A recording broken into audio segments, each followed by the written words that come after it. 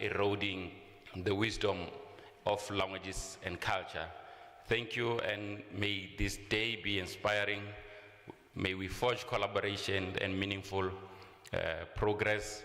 Enjoy the discussions and the rest of the conference. Thank you.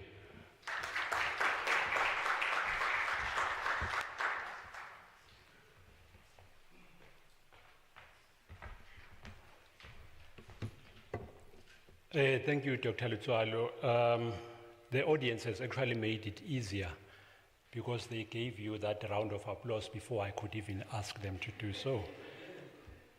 Thank you. I'm glad, Dr. Lutswalo, in your opening remarks, you actually touched on the Proverbs project, which links well to the 10 catalytic niche areas that have been identified by our principal and Vice Chancellor on 4IR and digitization and digitalization. So which becomes also our responsibility as a university community to ensure that we respond to these 10 niche catalytic areas and also identify projects that will talk to them, but also ensuring that we come up with research outputs that will actually make some footprints to us and also to the academic community out there.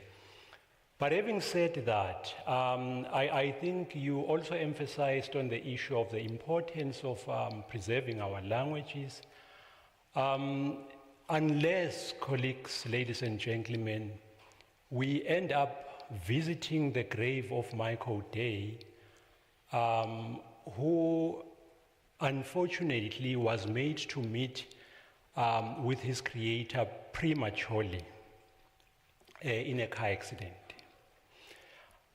In this case, Michael Day was trying to observe the rules of the road. He took all the necessary precautions, making sure as a pedestrian that before he crossed the road, he looks both on the left and on the right. So he met this untimely accident because of a fast car that did not observe the rules of the road. The unfortunate part here is that he transitioned, making sure that everything is clear on the road before he crossed. But unfortunately, he died maintaining his right of way. At the time, his right was clear. His will was also strong, but unfortunately, he is just as dead as if he had been wrong. So you look at this in terms of our languages. In spite of what we are doing, we should not then despair and also think that somebody will come to our rescue. Ladies and gentlemen, I'm now actually presenting to you our guest speaker or our keynote address, or the person who's going to give the keynote address here, Professor Tendai Chari, who's an associate professor and a National Research Foundation NRF C3 rated researcher in the Department of English, Media Studies and Linguistics at the University of Venda. He holds a PhD degree in Media Studies from the University of Witwatersrand. His academic career started at the University of Zimbabwe, where he taught for 7 years, during which period he was the head of the media program in the English and Media Studies department. In 2008, he joined the University of Venda. Professor Chari has authored and co-authored more than 70 publications in the form of articles in internationally acclaimed peer-reviewed journals, chapters in books, and 5 co-edited books. His latest co-edited books are Global Pandemics and Media Ethics, Issues and Perspectives, published by Routledge in 2022, and Communication Rights in Africa, Emerging Issues and Perspectives, published by Routledge in 2023.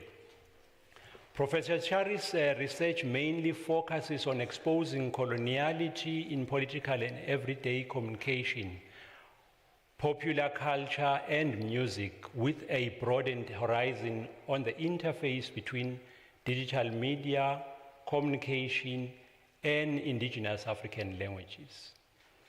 He has read papers at more than 47 local and international conferences. Professor Chari serves on the editorial boards of several local and international journals, including the Journal of African Media Studies, Communication and Sports, Journal of Metal Music Studies, Commonwealth Youth and Development Journal, under the auspices of UNISA. He's a fellow of the African Peace Building New York, of the Social Sciences Research Council, and African Humanities Program of the American Council of Learned Societies. Professor Chari attributes his research trajectory and succeeds mainly to insights gleaned from fruitful engagements with colleagues and with highly motivated and exceptionally talented students. His expansive conference paper presentation around the world, as well as other scholarly engagements that have helped him broaden the scope of his research interests, which are anchored on decoloniality. Ladies and gentlemen, let's welcome Professor Chari with a round of applause.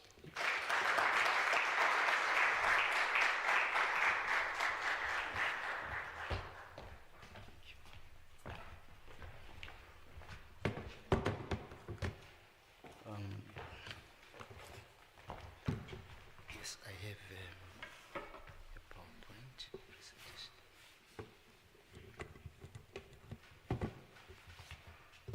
Okay.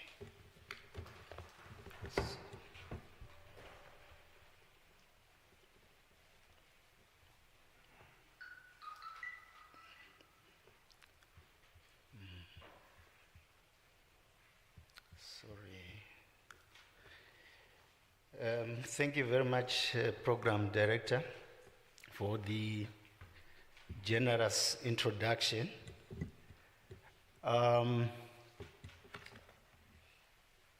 Ladies and gentlemen, I should probably say all protocol observed. I do not have a proper PowerPoint presentation, so I'm just going to give pointers to my presentation. Yes.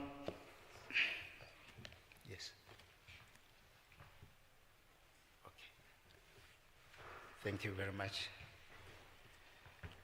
First of all, I would like to express my profound gratitude and appreciation to the School of Arts at UNISA for inviting me to share my thoughts with colleagues on a subject that is dear to me. I really feel honored and humbled by this invitation. My topic today is African language, media, culture, and coloniality of power beyond tokenism. This is a mouthful topic which I could never do justice in the available time. By the way, Program Director, my time starts now. But I want to know how much time I have. I can see that it is 9 minutes past 9. Nevertheless, so for the reason that this is a big topic for me, my talk will mainly focus on exposing the different ways in which coloniality is produced and manifested in language, discourse, media, attitudes, and everyday discourses. I believe that the major problem that we face, or the major obstacle that we face in terms of trying to develop and promote African languages and culture is coloniality. This is why I am more interested in revealing the various ways in which coloniality manifests itself and the various ways in which coloniality is hidden in our everyday practices. So today, I'm not going to talk about colonialism. I'm going to talk about coloniality. Because colonialism is no longer an issue. But I believe coloniality is. So I delve into how coloniality contributes to colonial situations, attitudes, behavior, and practices in post-colonial African context, and how coloniality undermines all our efforts to develop and promote African languages, arts, culture, and heritage. Probably I should start by telling you that when I was going to school in Zimbabwe, every class had a class monitor. Among other duties of the class monitor was to religiously compile a list of learners who spoke in their mother language while the teacher was not in class. So upon returning to class, the teacher would be given a list by the monitor and the names of learners who were speaking in Shona would be read out. The learners would be given a thorough drubbing in front of everybody. They would never repeat it again. They would never speak Shona during class. Many years later, when I reflected upon this, I stopped wondering why there were so many children in our communities with names like Bastard, Darling, Obvious, No Matter, Passport, Decent, Give More, Love More. Recently, more hilarious names have been added to the list. These include DSTV, Decoder, COVID, social distancing. This might sound like a joke. It's not a joke. There are children with such kind of names. This to me suggests that English language continues to index the power and prestige that it accumulated through violence of the colonial era. Indeed, when children were being beaten for speaking in English, in Shona, in their mother language, that was violence. But you find that after independence, that psychology never went away in spite of the country being independent or even pronouncing that, we are independent. I also realized that this phenomenon was not exclusive to Zimbabwe, as I read literature and other subjects. For you will find that in a book called Devil on the Cross, which is a powerful fictional political satire and critique of corruption in post-colonial Kenya, written by multiple award-winning novelist and playwright and essayist Ngugi wa Thiong'o. By the way, Ngugi changed his name. His original name was James Ngugi. So he changed his name to Ngugi wa Thiong'o. And that is significant. So Ngugi presents a collection of supposed public speeches by corrupt local and foreign exploiters of the people of Kenya. The exploiters meet in a cave in a town called Imorog for an occasion dubbed the Devil's Feast, or a devil-sponsored competition to choose 7 experts in theft and robbery. Remember, this book is a political satire, so there's a lot of irony. The Devil's Feast was in large measure an occasion for contestants to brag about how they were stealing from the people of Kenya. Of particular interest to me in this book, there are so many speeches, testimonies by the so-called robbers, but only one character is really instructive to me, and his name is Kihaha Wagatika, who is described as a tall, slim fellow with long legs, long arms, long fingers, a long neck, and a long mouth. Kihaha Wagathika's self-proclaimed foreign name was Lord Gabriel Bloodwell Stuart Jones, a man of property. Among other things that Kihaha bragged about was his decision to leave his teaching job when he was living a life of penury because of the miserable pay packet that he was getting. So after leaving his teaching job, Kihaha started robbing and stealing from the people and became very rich. During his testimony, he discloses that he has 2 wives. He married the first one before he became a man of property. He married the second after acquiring property when he started receiving invitations to cocktail parties.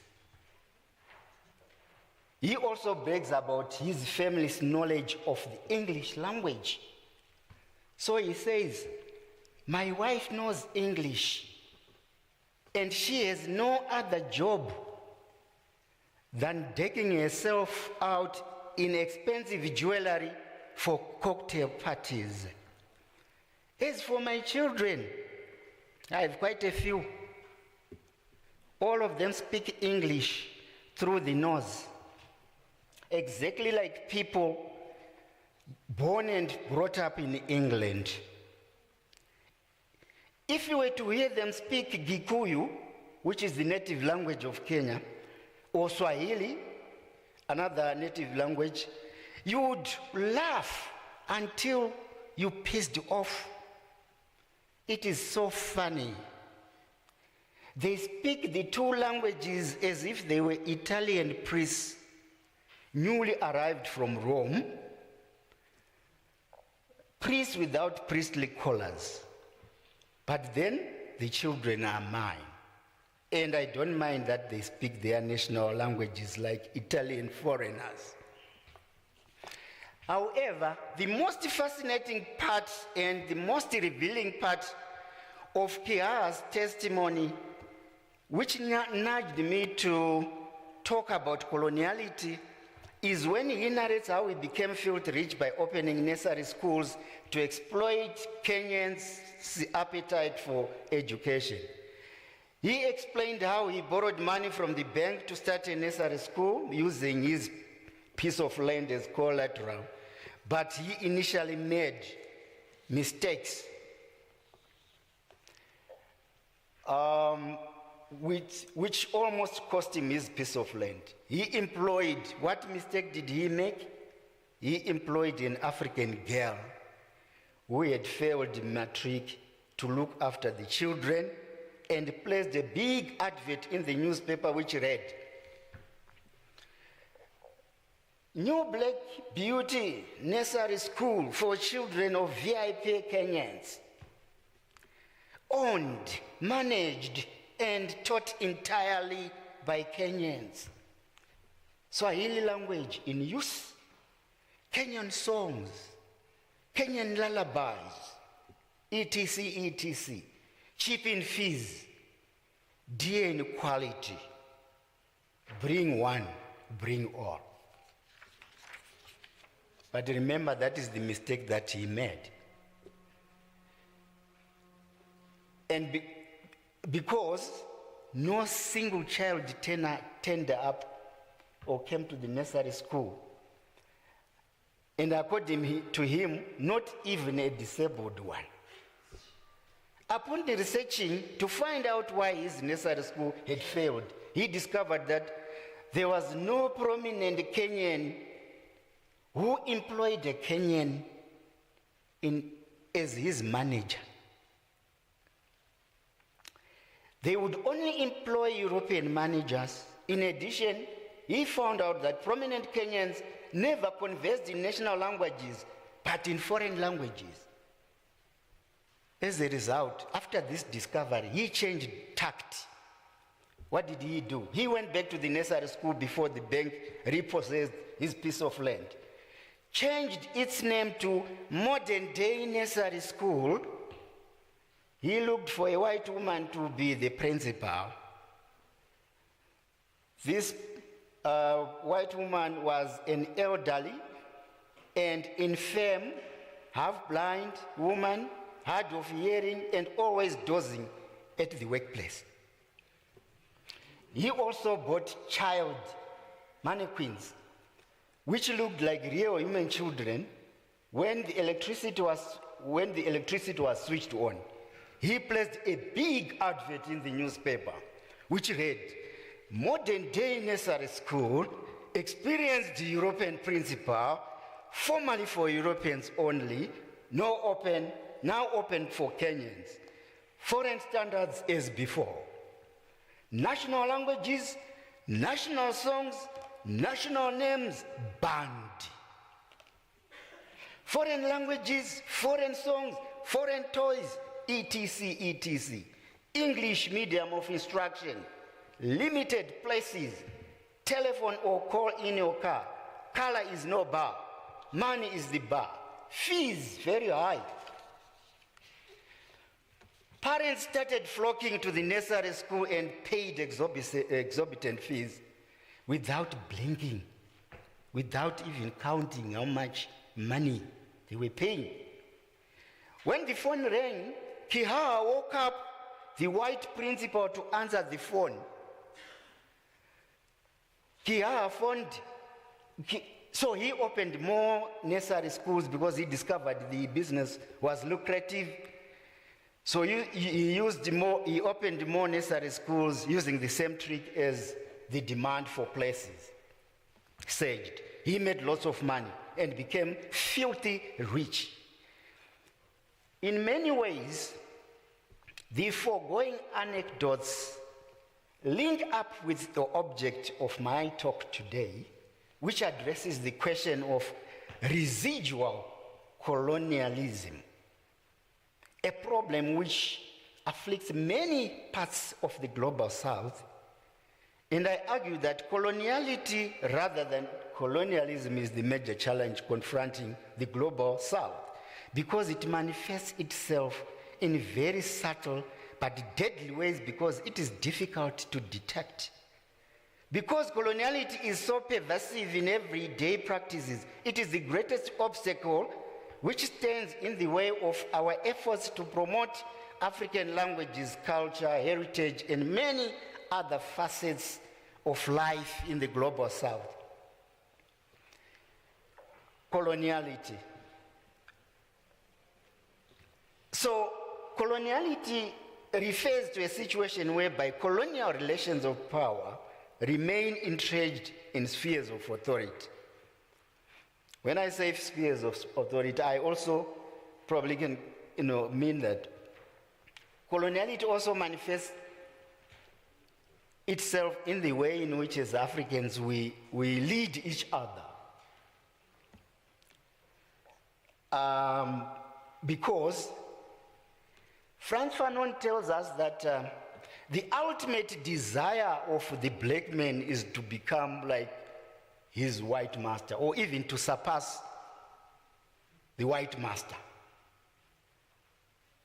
So they are always looking for validation from the master. Coloniality manifests itself in sexuality, in knowledge, economy, in politics, and in the general understanding of being. It is maintained in the post-colonial context. It is maintained through books, the criteria of academic performance, how many articles have you published, in which journals, are they international or local, who has cited you. So in cultural patterns, in common sense, in self-image, the way we image ourselves every day, in aspirations of the self, and in so many other aspects of modern existence, in a way, as modern subjects, we breathe coloniality all the time, even if we cannot detect. The same way we breathe oxygen, and nobody ever notices that we are breathing oxygen. So simply put, coloniality is the continuation of the colonial situation in post-colonial context. Just like power, it is found everywhere and anywhere, and perpetuates itself through different and multiple forms of deception and confusion. So the other dimension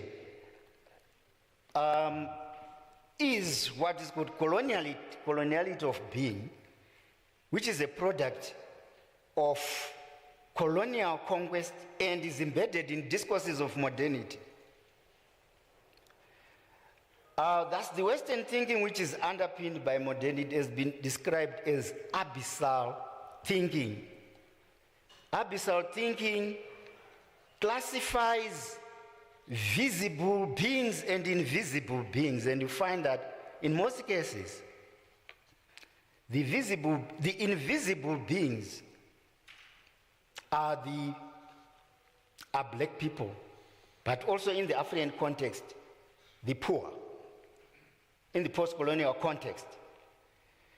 So life is divided into zones. So we have colonial zones, and we have metropole zones. Colonial zones are supposed to be inhabited by the poor, and life is brutish, sharp, and short. Life is tough in a colonial zone.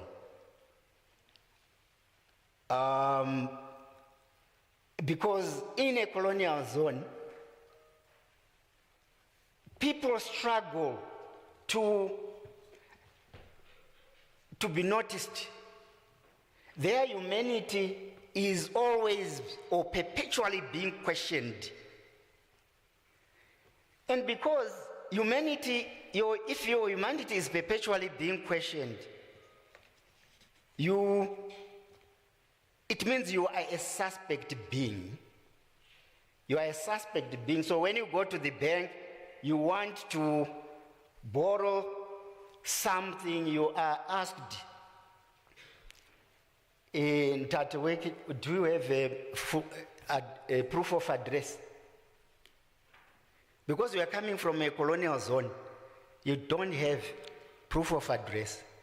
You are forced to perform your poverty. The reason why you cannot produce, because you cannot produce proof of address, you are a suspect. Your humanity is questioned. But there are so many other ways in which humanity is questioned. I know that most of our Zimbabwean colleagues who have gone to Europe and other places, when they started going there in the 2000s, they could easily get loans, walk into a bank, secure a loan very easily, and so on. But what happened is that after some time, people started taking those loans, they vanished, they went back to Zimbabwe.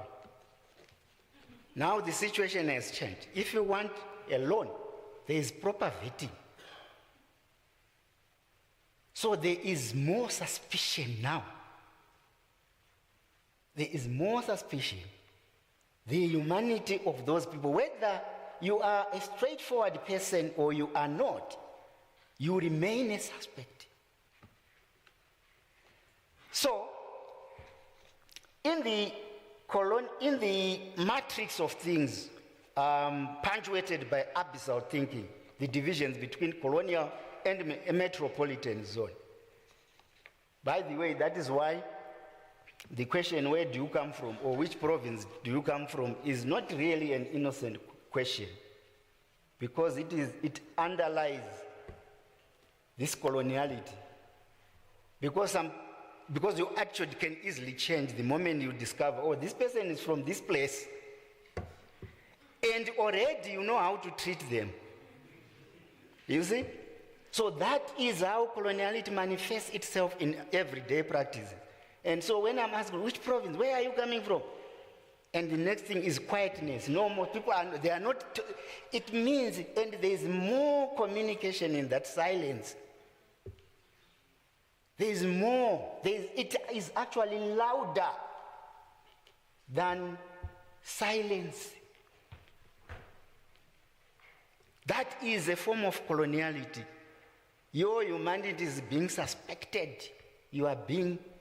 Are you really a human being? And what level, what grade? And you see, because we have inherited those gradations. We know how to locate people based on what they are, on how they are dressed, how they are looking. Are they light in complexion, or are they dark? If you are dark, I know how to deal with you. I know how to treat you. Because Maldonado Torres says, the lighter one is, the closer to full humanity one is, and vice versa.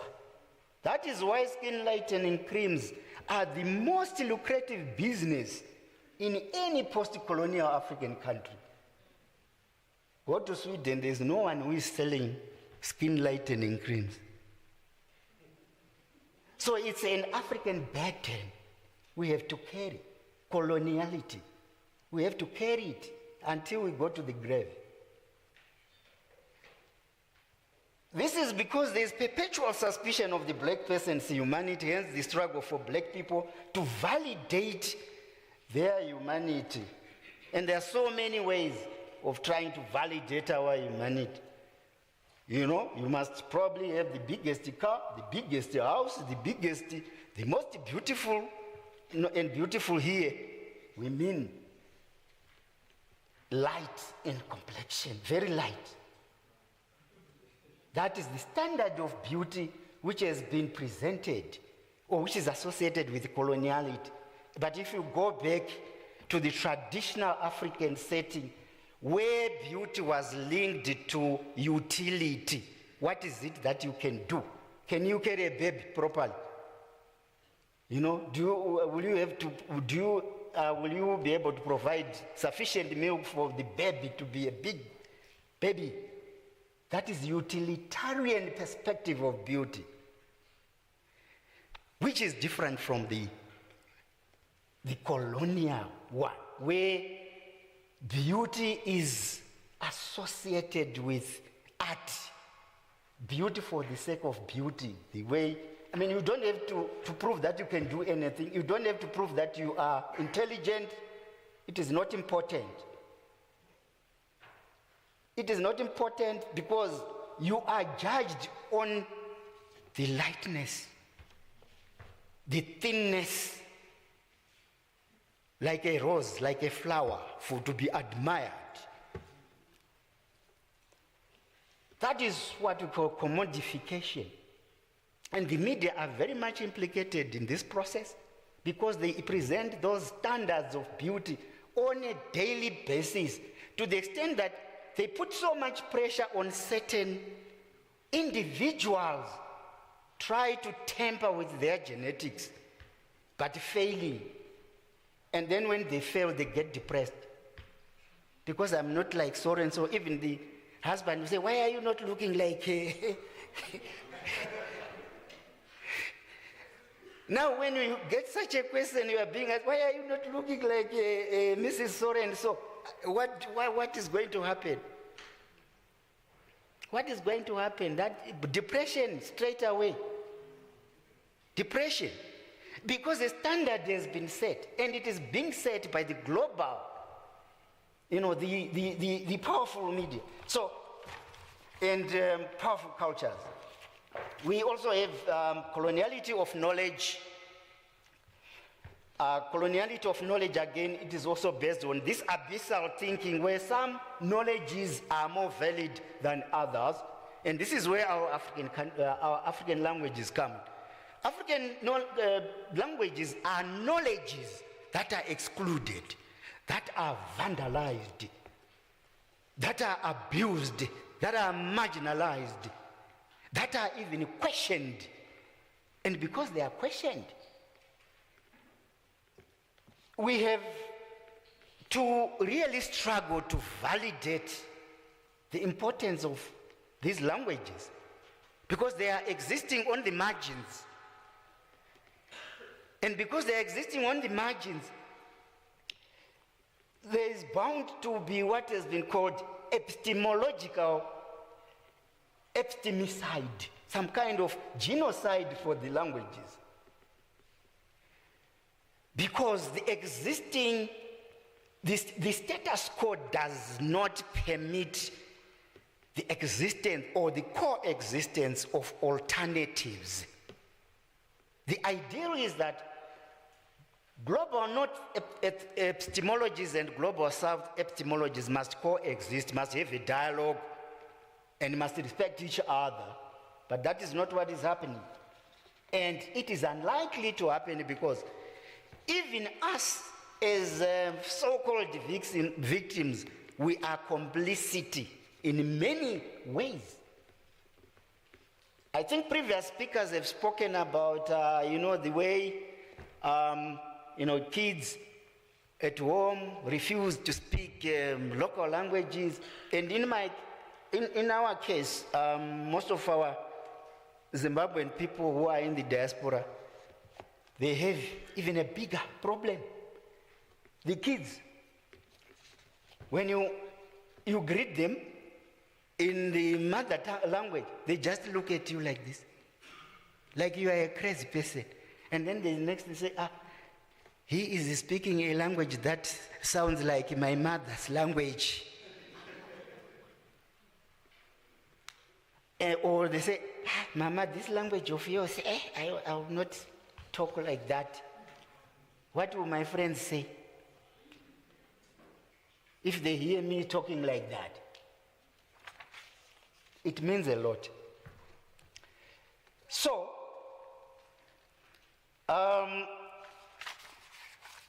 in the post-colonial context, you find that, as I indicated, coloniality finds expression through practices and governmental actions which minimize the humanity of people who are often reduced to subjects rather than citizens. So even in the post-colonial period, where we are saying we are now independent, we are ruling ourselves, there are some of our conditions reflect that we are still subjects, but not full citizens. I don't need to tell you anything. You know about the removal of shack dwellers from the vicinity of stadiums during 2010, or in the run-up to 2010, where it was claimed that, no, we want to put up world-class infrastructure so that when the visitors came, they say, hey, South Africa is just like us. Mara, we are the same. We are a first world country. But what was happening to those poor people who were being taken out through processes of gentrification, gentrification and beautification of those places? Because South Africa, the government wanted places to look beautiful so that visitors would not second guess the government. So that visitors would have no doubts whatsoever, because remember, one of the reasons why South Africa almost lost the bid to host 2010 was the suspicion that, people would, there's so much violence, none of us would come back alive. There is a lot, going there and so on. And the government was under a lot of pressure to prove a point. But what happened to these people who were being removed, because those are their places, they have no other places, they were moved to some unknown places.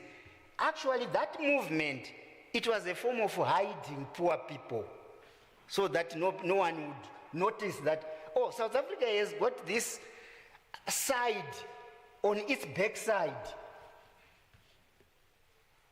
So people went away, thinking whatever they were thinking. But the people who were taken out of those places, their humanity was being questioned. We cannot say that they were citizens, they are subjects. Their humanity was questioned. And, so they became subjects rather than citizens. And there are so many other, projects or processes in Kenya. We have seen that happening. The removal of Sheikh dwellers. In Zimbabwe, Operation Muramba China, and that is even worse, because Muramba China means dirty. So when they say we don't want these sheikhs, they are saying a black person is a dirty person. And we don't want this to be seen by visitors. But in the Zimbabwean case, it was not about visitors. This was just about, the government exhibiting its coloniality, its colonial mentality, while at the same time proclaiming to be anti-colonial. So these are discourses of modernity that are manifesting themselves through coloniality. In everyday life, we have seen how indigenous knowledges are ignored, excluded, jettisoned from mainstream discourses, the media, African religion, African medicine, African soul. For example, the Madagascar, COVID-19 remedy, the way it was scandalized by the media, to such an extent, nobody wanted to be associated with it. And yet, if you check in our history books, we find that the people of Madagascar have always relied on herbs. Actually, it is part of their culture. They have been using these herbs and they've been working and so on. But it was actually pronounced that no, don't even talk about that. The African Union, World Health Organization, they said, please stop talking about that nonsense. We don't want to hear about it. We want to confuse people so that people can die. That is how African knowledges are questioned and are doubted, ultimately being excluded from the public domain. I will not talk about, people's attitudes about African traditional healers, African independent churches. I won't even go there. Suffice to say that in Zimbabwe, for example, African traditional healers are often represented as shrouded in mystery, barbaric, backward, satanic, belonging to the backwaters of history. This results in mystification of African traditional religion. In Zimbabwe, ATR, African Traditional Religion, is a major object of parody on prime and a prime source of humor on radio and television even. And in dramas, African traditional healers are often portrayed as charlatans, bent on ripping off unsuspecting clients of their hard-earned money.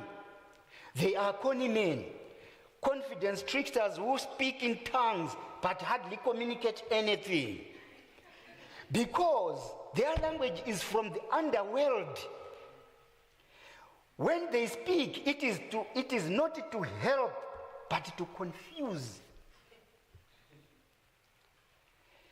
ATR followers are viewed as economy spiritual class, which means they need the spiritual top-up, because they belong to the economic class on the spiritual side. They are in so you see those divisions manifesting themselves in all facets of life. So there's economic class, there's business class, there's whatever class. ATR, as far as the media is concerned, and even mainstream discourse, these belong to a subgroup, and nobody wants to be associated with those. This is why we are always running away from our shadows, but our shadows will never leave us until we go to the grave. Similar attitudes are displayed towards African independent churches, particularly those that mix traditional spirituality and Christianity. AC are thus often the butt of popular jokes and negative representation and misrepresentation. Media representation of African independent churches is portrayed, these churches are portrayed as mythical sects and not churches. So representation does not acknowledge the validity of other spiritualities, and therefore exclusive of alternative worldviews and ways of worshiping.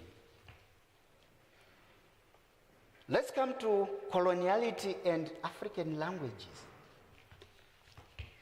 African languages are victims of coloniality.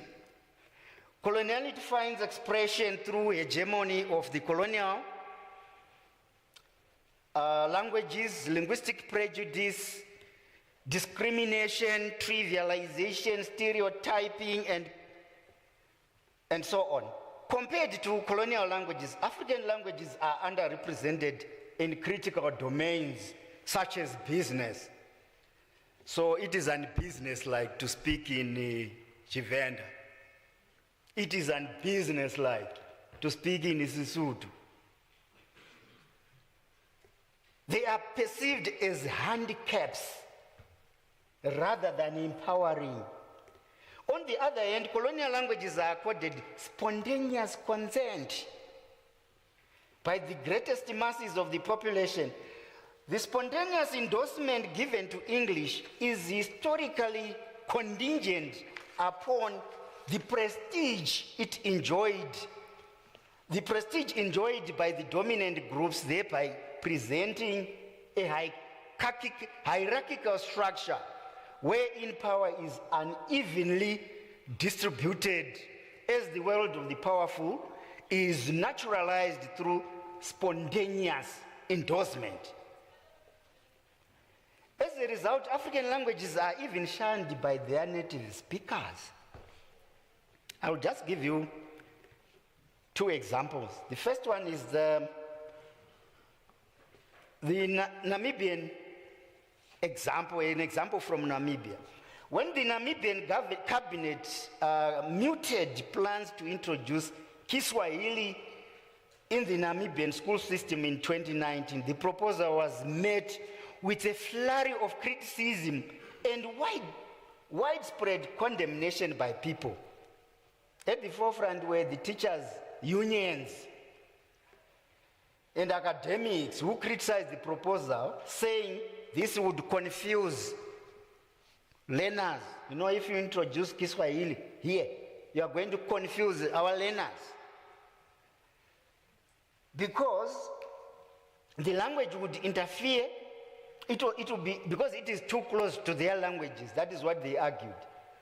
So here are some of the comments, some of the things that were said by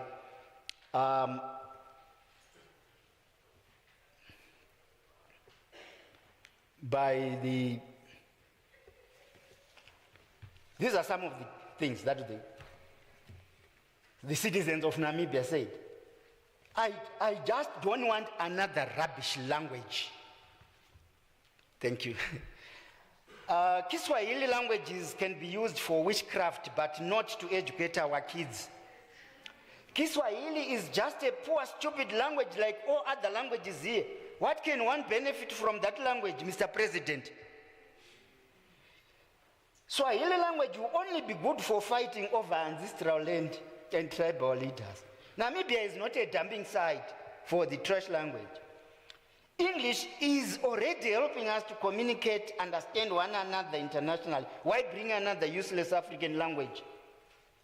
That won't add value to our well-being. These are Namibians speaking. Again, still in Namibia, the government in 2021 said that they were going to introduce, in fact, they announced that learners' licenses in the country would be written in local languages by applicants who were not conversant in English. This is because prior to that, people would only write their learners' licenses tests in English. But this was a new thing, an introduction. Now look what Namibians. Accidents are coming. I don't trust local languages. The signs, I don't trust local language. They are useless. We don't want to be tested in your foolish mother tongue. When you see African languages, you see poverty and unemployment. African languages are promoting failure and they are a disgrace. And the local languages are boring. And yet road signs still written in English. Now, let's come to South Africa. In the broadcasting sector, what is happening? African languages are only underrepresented, but also they play second fiddle to colonial languages. In many, we don't even need to conduct a content analysis to prove that English dominates primetime programming. On the SABC, English also dominates serious programming such as news and current affairs. This is mainly for commercial reasons because advertisers fund most of the media organizations, and most of the media organizations have got a preference for English language as opposed to African languages. This is likely to become worse as government funding for the public broadcaster dwindles. In Zimbabwe, many years back, radio was divided into categories. Radio 1 for the former Rhodesians, the whites.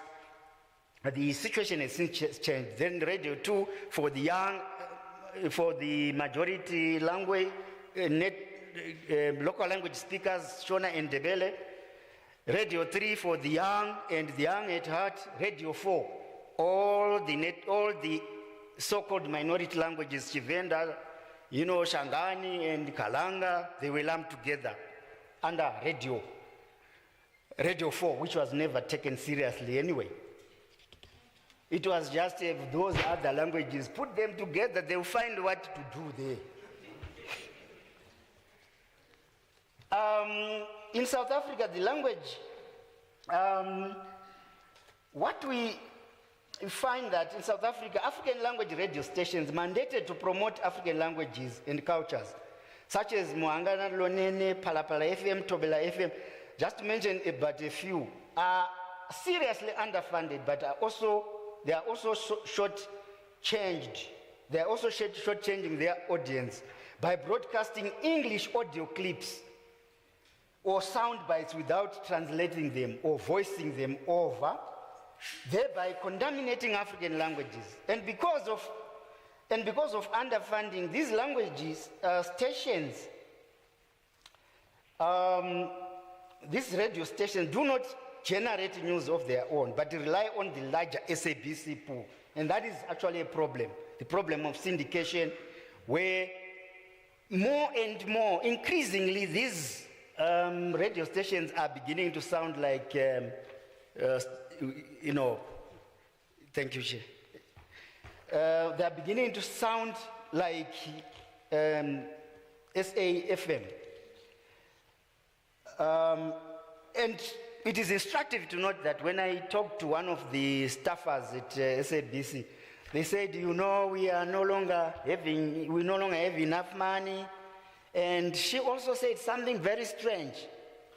She said, you see, our audience is changing. It is becoming more and more youthful. These young people, we are competing for other radio stations for attention. So, and the DJs are now becoming young and young. And what they are saying is that English has got that vibe in Yana. You see, it has got that vibe. So if you bring in some English in Yana, then you attract followers, which is actually a crazy kind of reasoning, because it is not what is the original mandate of these stations. It means they're deviating. In the digital media, my last point, the same issue. Digital technologies can either be a boon or a bane for African languages, depending on how they are utilized.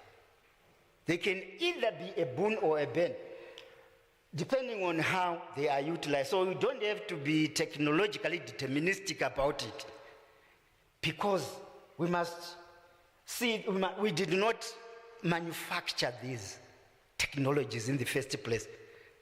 They are not even programmed for our languages. We have to tame them. So, as much as digital media can be used for the preservation and promotion of African languages, we need to remember that technology is not neutral. Those of us who use social media platforms would know that these technologies are programmed within colonial structures and do not easily recognize African languages. We must adapt them or even wrestle with them to accept our languages. For example, WhatsApp, Word, email. If you type Mlaudzi, autocorrect will suggest that you want to say multidimensional, or you want to say multidisciplinary. If you type Sisutu, autocorrect will suggest that you want to say serotini or section. In a Word document, you'll be told that these are not in the dictionary. However, because of hegemonic cultures in which these technologies are designed, they can actually be deathbeds of African languages. Apart from the fact that African languages are not preferred languages of digital platforms, they are embedded in coloniality. Attitudes of users of social media attest to this. For example, in South Africa, there are several web pages that profile South African celebrities who do not speak English properly. In one website, they are listed as number 1, Babes Wodumo. Number 2, Makazi. Number 3, Tutuka Mtembu. Number 4, Papa Penny. Number 5, Sana Mkunu. Yet these are musicians who have made it in life such that whether they know how to speak English or not does not really matter. One would think that this is where people should have learned that the view that one does not need English to be successful. Another example, on the 29th of September 2022, Makadzi posted on a Twitter, now X handle, "All thanks to everyone who bought my tickets for my one-woman show at Makuwa Stadium this Saturday." The post attracted numerous negative responses, with some mocking Makadzi for breaking the English grammatical rules, while others argued that English was not her native language. Here are the comments. Please write in Venda. We can understand. Yeah, Makadzi. Venda is still an official language, Mar. Why can't you concentrate on your language to avoid embarrassment, Makadzi? If not that ukuti you are a celebrity, then it's okay. Then it's okay. No, Sisi, this is not right. So, because I've run out of time, let me just probably rush to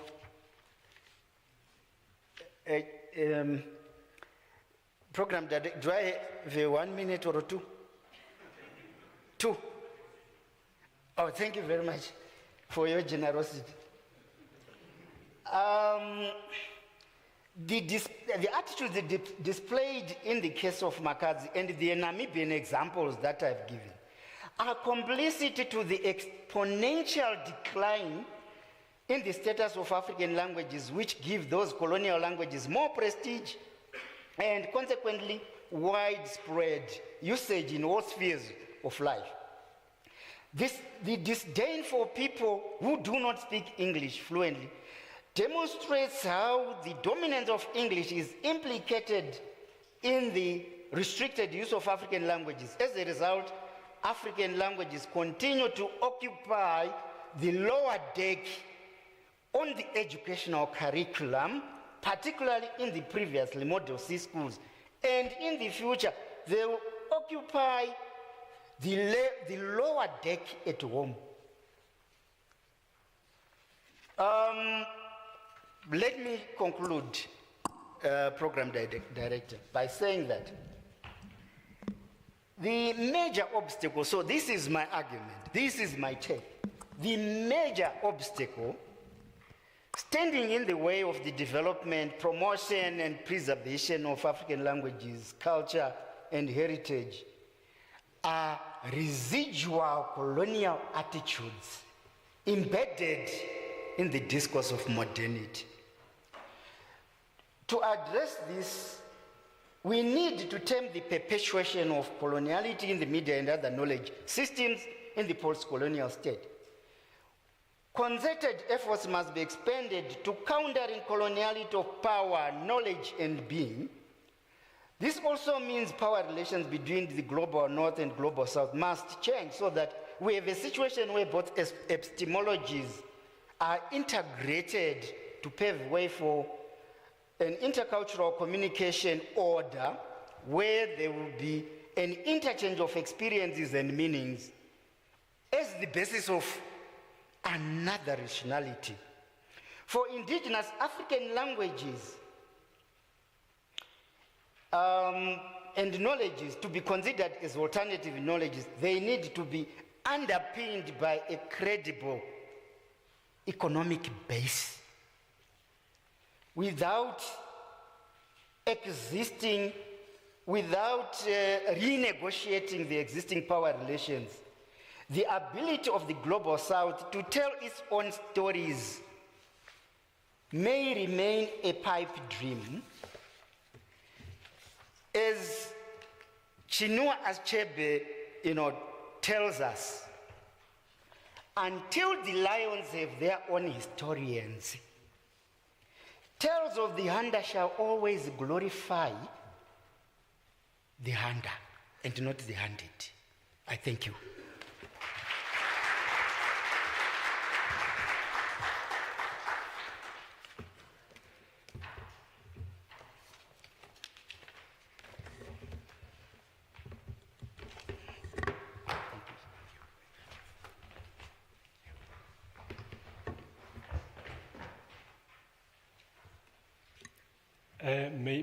May we kindly make noise for Professor Chari.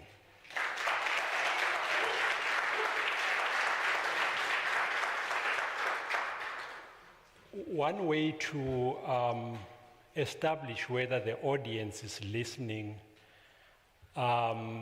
is by saying something and then they do something else. I actually requested noise but people clap hands, which is fine. I didn't hear any noise, but I heard the clapping of hands. Thank you very much, Professor Chari, for the astute address, which provided an insight on the vexing question of coloniality and its power in the mindset of the people of the South, demystifying the myth that we cannot aspire to be what we want solely because of the because we probably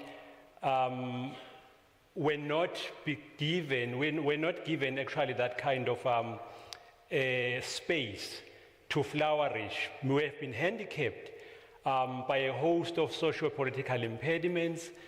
Moreover, the exploitation and domination by Westerners, and the mystique, of course, of ill-considered ideologies. But your presentation, which also presented that paradigmatic sense relation in the mindset that required the validation of actions across racial lines. Actually, it reminds me of the actions that may be the same by different racial groups, but also have a different connotation to some. When a white person running, he is jogging. An Indian person running is rushing to open a shop because a sale is about to start. A colored person rushing, or running rather, is rushing to a bottle store before it closes. But when a black person is running, he has just stolen something and he's running away from the policeman. Ladies and gentlemen, I've decided deliberately to allow Professor Chari to go beyond 10 o'clock because he has started after 9. Would rather than compress the time for tea. I know that we are rushed for time, and then we would rather than have less time for tea. I will then allow few questions from the floor, questions, comments, contributions, but for now, not complaints. Maybe take it in 2 rounds. The first round would be of maybe 4 hands, and then it will depend on the other hands that will come thereafter. But would also request you colleagues not to present another keynote, but to be concise in your question. I've noted one question from Prof. Mwepe, Nse, second question. Any other question? For now, we'll go with the 2. And Prof. Chari, I would request you to ascend the podium again so that you can respond to the questions. Prof. Mwepe, followed by the gentleman here. Thank you, Chair. And thank you, Prof. Chari, for the thought-provoking presentation. My question, the first one is, do we need new names? I'm saying that because I've just read somewhere that the naming convention in Zimbabwe is, more especially from the Ndebele side, is motivated by fear, experience, and worldview. And in some instances is through the statements reflecting the activities of the day. And I'll give an example for the name Melimbi, standing up for her, and then Sifelani, what are we dying for? And where I come from, also the naming convention, the practice, it has some rules, and but it does vary from families to families with a few variances. So I just want your opinion on that, because even in librarianship, those rules are applying in information science. We call it a classification system. And the quick other one is that what is your view on elitism in critical emancipatory? Because you're talking of colonialism, but we're still perpetuating it. Those that are elites now are still perpetuating that form of colonialism. Because for me, I'm saying that there will always be elitism even in critical emancipatory. As much as there is a hub in every periphery, there is a periphery even in every periphery. So, and lastly, you talked about proof of address.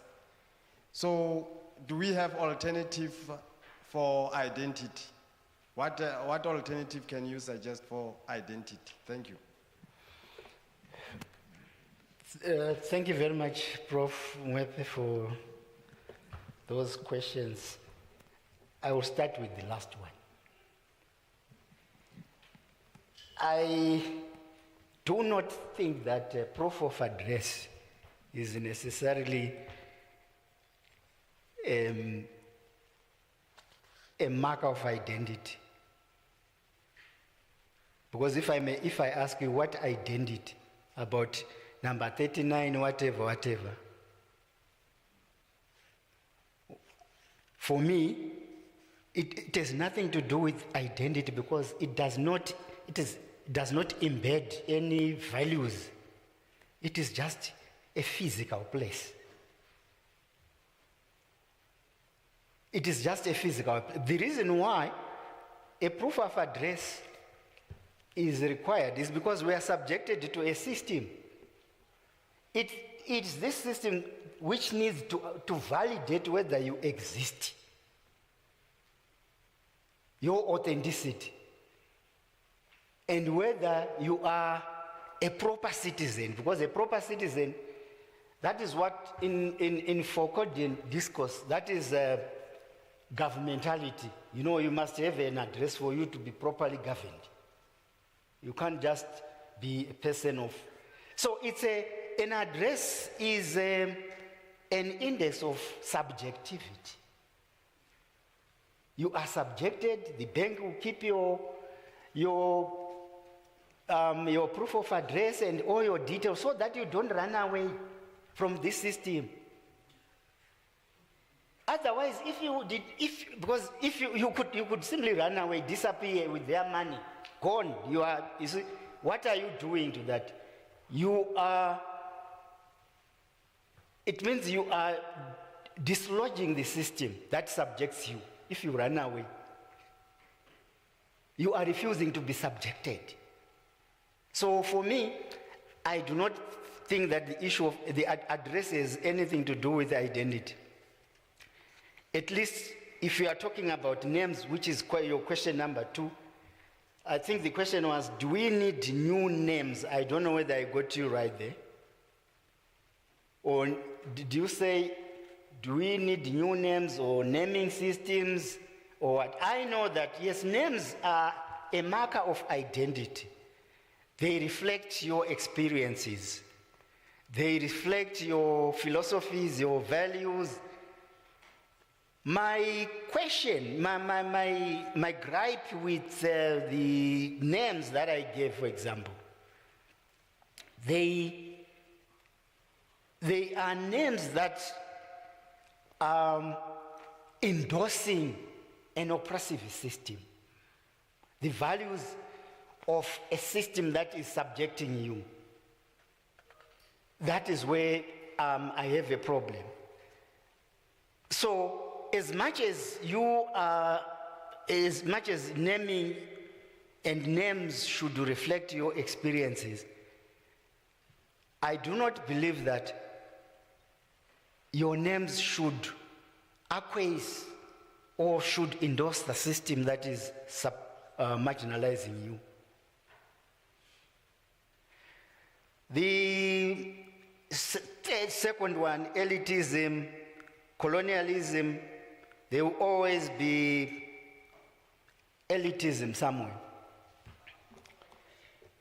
I'm not so sure whether I got this question right, but I guess the assumption is that in every epoch, there will always be elitism. But I don't want to believe that you are you are suggesting that because there will always be elitism, there should be domination. I don't know whether the two have got, I mean, I don't know whether this is what you are implying, elitism and domination. So what I am against is perpetuation of domination, which erases the humanity of others. As much as we, believe that there is elitism, but I'm talking about domination here, that we must not endorse a system that dominates other knowledges, other worldviews, other ways of seeing, alternative ways of interpreting the world must be allowed to have a conversation with the existing ones. I don't know whether I've addressed those questions, your questions. Thank you very much.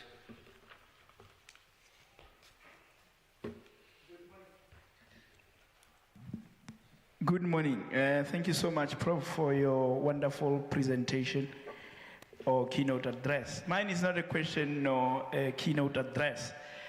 I just want to thank you for really giving me the genesis of how most names of my Zimbabwean brothers that I know came about. It was just an interesting story to take away, because now I will understand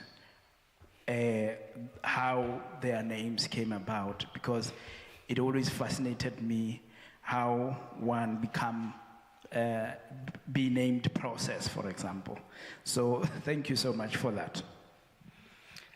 Thank you very much for that. I must just, although this is a comment, I must just add that the reason why I gave Kenya and Zimbabwe examples especially is because I believe these are some of the most anglicized countries where speaking English is a measure of intelligence, a marker of intelligence and superiority. So that is why, because the British did a better job in Zimbabwe and Kenya to implant this mentality, so we are always mimicking the master. So if the master is, I think you have heard about the story of the house nigger and the kitchen nigger. The kitchen nigger is closer to the master than the field nigger. The field nigger is in the field, the kitchen nigger always close to the master, serving tea all the time. So there's always a perpetual, tussle, who is closer to the master, to the boss. So when the master is sick, the kitchen nigger will say, "We are sick," to prove that I am closer to the master than the field nigger.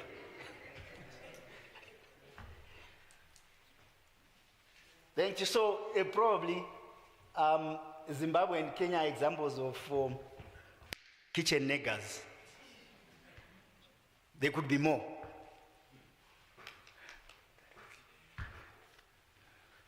Thank you.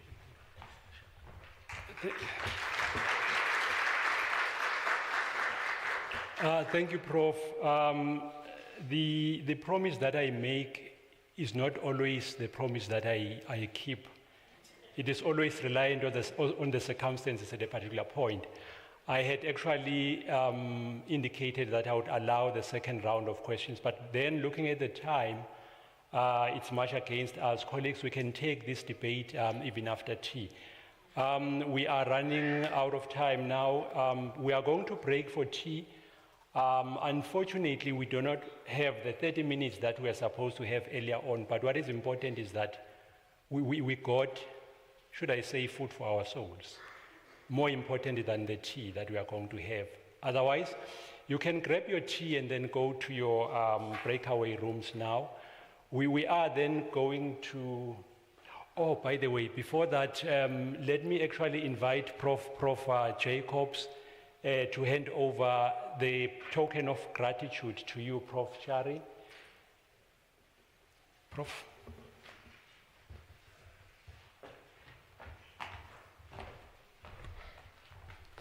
Thank you very much, Prof. It was really, really insightful. Thank you so much. Our person there wants you to come and stand here for a photo. Thank you very much. Thank you. A round of applause, please.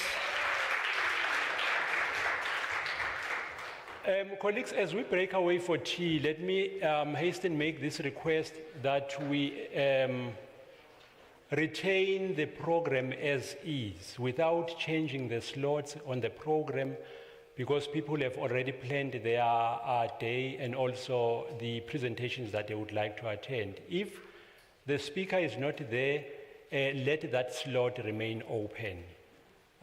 So we humbly request that. So for now, we will break for tea, and then after that, we rush to the different venues. Thank you very much, colleagues. We'll converge again at 1:30 for the next session. Thank you. Sorry.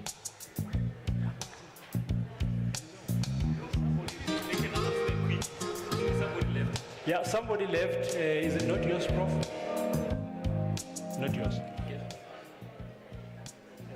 You do have yours. Okay. Let me leave it. Yeah, maybe no.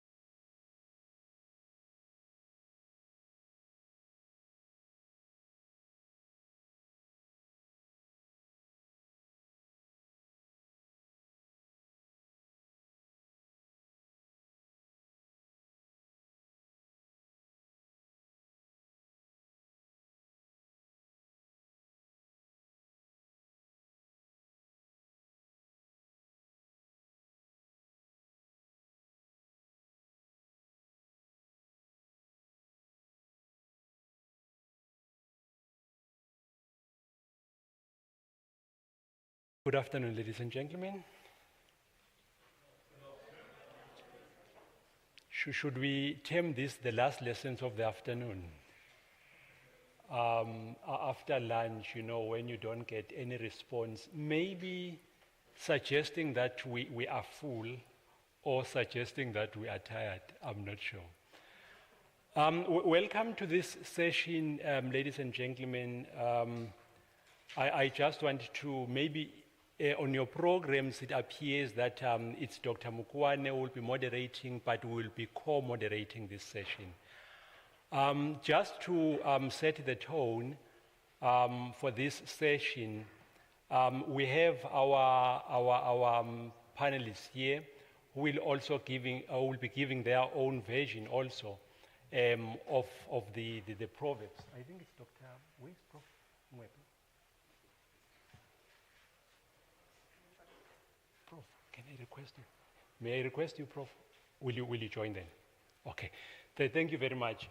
In setting the tone for this session, I just want to give a brief background of you know, the presentations that they are going to make now, which will actually depend on their own areas of speciality for this particular session. You know, when we look at proverbs, I know that some people would say, do we really need proverbs now? Are they relevant in our modern society? That would be $1 million question.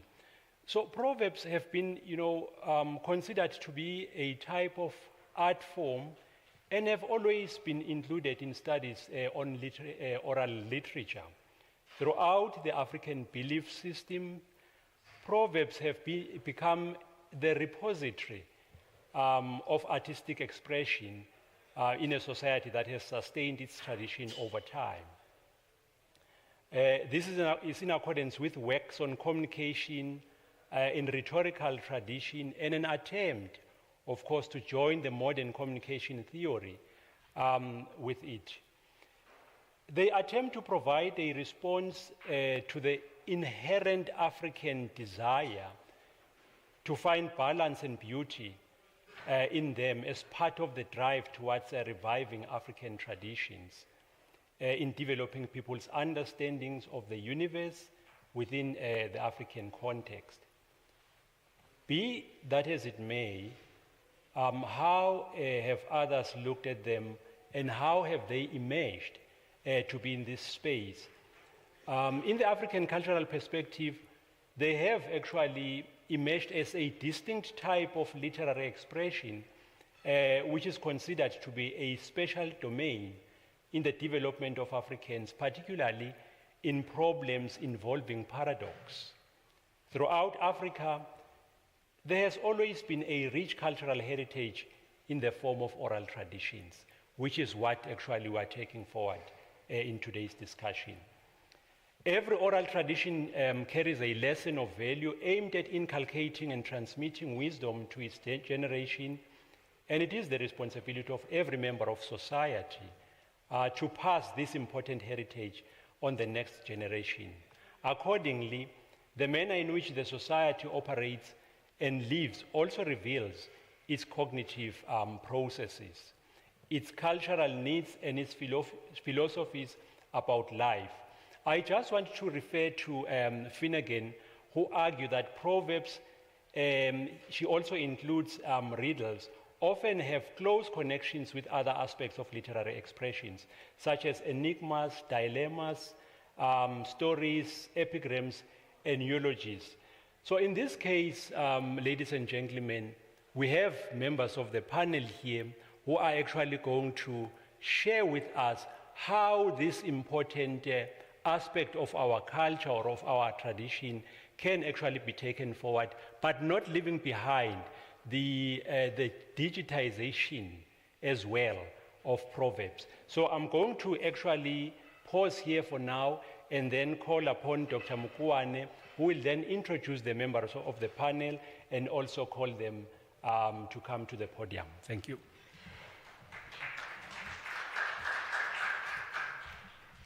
Thank you, Prof. Madonsela. Prof. Chari, in his speech in the morning, when he was referring to the garden nigger and the kitchen nigger. He reminded me of, are you singers? We saw Dr. Munyakani singing here. Are we singers? Do we have singers in here? Do you remember the struggle song? My mother was a kitchen girl, my father was a garden boy. Can we have a chorus of just one? Just one chorus. Singers. My mother was a kitchen girl, my father. I am a researcher, a researcher, a researcher. Thank you. The task that we have at hand is developing our languages to an extent that we should all be proud of them, and looking ahead to the next 100 years, we should have quality researchers in our indigenous languages who would have contributed immensely to the body of scholarship. I think I should step back a little bit. I'm beginning to sound like Dr. Shaku now. The panelists that we have in this session, we have Dr. Nokele. She will be addressing us in isiXhosa and of riddles. Can we give Dr. Nokele a round of applause? Molweni. Without wasting time, just a 1 minute. Entsonkotileyo. Andazi noba ndimane ndiyithetha ndiyitolika, but sizama practice multilingualism. I'm thinking of my friend down there. Iqhalo yintetho entsonkotileyo. Intetho epheleleyo. Xana siyithelekisa nesaci, isaci iyawuba yintetho emfutshane. Mhlawumbi iyawuba libinza na. Mhlawumbi ngamagama nje mabini. I-proverb yona, sorry, iqhalo lona ibe sisivakalisi esipheleleyo. Ezintetho ke zintetho zakudala ezisekelwe kwindlela ababephila ngayo okhokho bethu, amava abo. Ngela xesha ndandifunda ndisase mabanga phantsi, sasibethwa esikolweni, sibethelwa into yokokuba singawasebenzisi amaqhalo nezaci kwizincoko zethu. Ndandingakwazi ke ukuzisebenzisa kuba ndandingayazi eyona ntsingiselo yazo. Kukho iqhalo elalisithi, umzekelo, ngoko ndandisithi isala kutyelwa sibona nguluphu. Kanti ithi lento isala kutyelwa sibona sona isala. Ngela xesha ndandisesikolweni, utishara Miss owayendifundisa wayengayicacisi okanye ayibonakalise nendlela esifanele uba siwabiza ngayo la magama, kuba le mvakalozwi ithi isala kutyelwa, meaning wena ungafuniyo ukuxelelwa, wena mntu ungafuniyo ukuboniswa, uyakuvuna oyilimileyo. So isala kutyelwa, you who reject being taught, wena mntu ungafuniyo ukumamela. Iloo ntetho izocaca ngokusendimdala ukuba ithi le nto xa ucetyiswa ube umamela, kungenjalo uyawuvuna inkunzane, uyawuba sengxakini. Kukho ke amaqhalo abonisa indlela abantu babephila ngawo kudala. Abantu babengabazingeli kudala. Yiyo le nto sinamaqhalo athi inyathi ibuzwa kwabaphambili, kuba lo uhambe phambili, laa mzingeli uphambili uyayazi inyathi ukuba iphi. Wena mntu ke ufike emva uyawuva ngaye. wena mntu ufike emva okanye usafundayo uzawuva ngaye ukuba imizila injani pha phantsi xa ujonge phantsi uba inyathi xa inyathele ishiya umzila onjani uzawubona ngomzila ukuba ibheke kweliphi na icala. Yiyo le nto kuthiwa inyathi ibuzwa kwabaphambili. Wena mntu ungazinto buza kowaziyo kuba yena unamava uyahambile le ndlela. Ngelinye ixesha kuva kudla kuthiwa nje umazi wendlela ngowakhe wayahamba. Iqhalo elithi indlovu ayisindwa ngumboko wayo, umzekelo, nayo isukela kuloo mpilo yakudala kuba abantu babengabazingeli bephila kunye nezilwanyana. Indlovu uyawubona umboko wayo ungakanani, kodwa iyawuthwala laa mboko. Into ethi wena unoxanduva, masithi tata, unoxanduva lothwala lomzi naba bantwana okanye olusapho lulonke. Abamelanga kusinda aba bantu, bangumthwalo wakho. Ifundisa irresponsibility, uxanduva, luthwale uxanduva lwakho sulinikela komnye umntu. Endiyithandayo kula maqhalo esiXhosa abonisa indlela esasiphila ngayo, njengokuba sithetha ngobuntu nje, sithetha ukuthini. Wayesithi onenkomo, kwakusithiwa sisityebi ke ngoko, ukuba ubuhlanti bakho buzele zinkomo, usisigwili saloo lali. Wena mntu unenkomo, awumjongeli phantsi ongenayo inkomo. Ndaweni yoko, emveni kokusenga, uyathi ithunga lakho ukhuphele ebhekileni uyivale use kongenankomo. Okanye thatha laa nkomo yakho yehlisayo uyoyinika laa mzi ungenankomo. Yiyo loo nto kukho laa qhalo lithi intsengo ibheka, inkomo enqoma yintsengo ibheka. Laa nkomo izawuhlala kulaa mzi ukwenzela into yoba aba bantu bafumane ubisi, aba bantu bakwazi ukuyolima emasimini, ngoba ngoko kwakusetyenziswa inkomo for uyokulima. Into ethetha ukuthi lo mzi sizawuthi uyasokola, uyalamba, izawuphela loo ndlala ngenxa yento yokokuba omnye ubona into yoba ezi nkomo zininzi, andizukuswela nto ngosuke ndithatha inkomo yam ndiyise kulaa mzi. Usenoyiyeka phaya laa nkomo ihlale phaa. Usenokuthi xana ithe yazala ayithathe ashiye ukwenzela into yokokuba laa mzi. Le diswantšhoema ka ge ke šetše ke laeditše gore baswa ba matšatša ga ba sa tšeela diema hlogong ka baka la gore ba re ke dilo tša kgale, dilo tša bogologolo, ba laetša gore di a ilauhwile. Efela ke thomile ka go laetša gore mahlako a maswa a ema ka matala, go hlokega gore bana ba ithute go ba bagolo gore bokamoso ba bona bo tle bo kgone go tšwelela.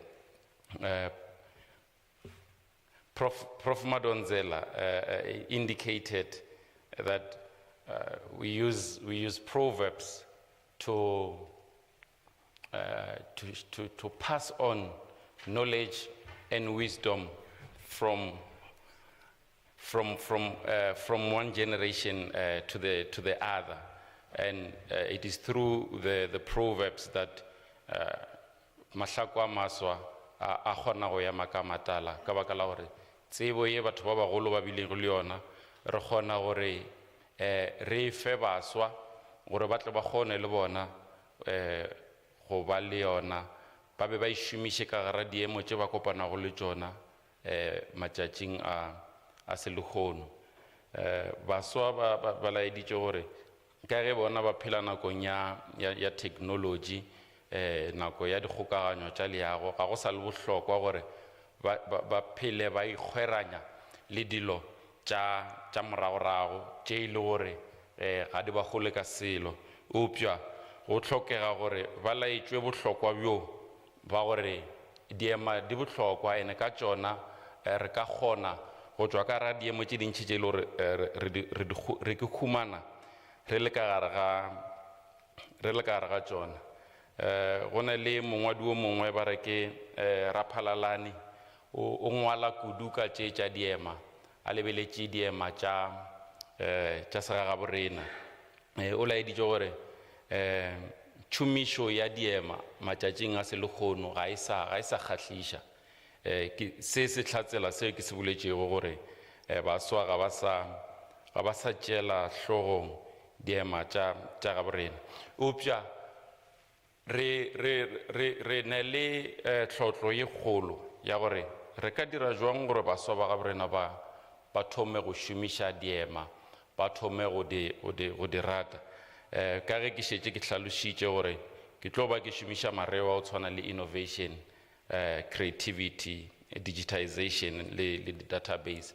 It is very important that we create digital libraries and databases for our proverbs, so that these proverbs can be easily accessible. And we also have the apps that translate proverbs. So o hlokega di app tše lore ka botšona di kgona go refa diphetolelo le dihlalošo tša diema tše re lego ka gare ga tšona.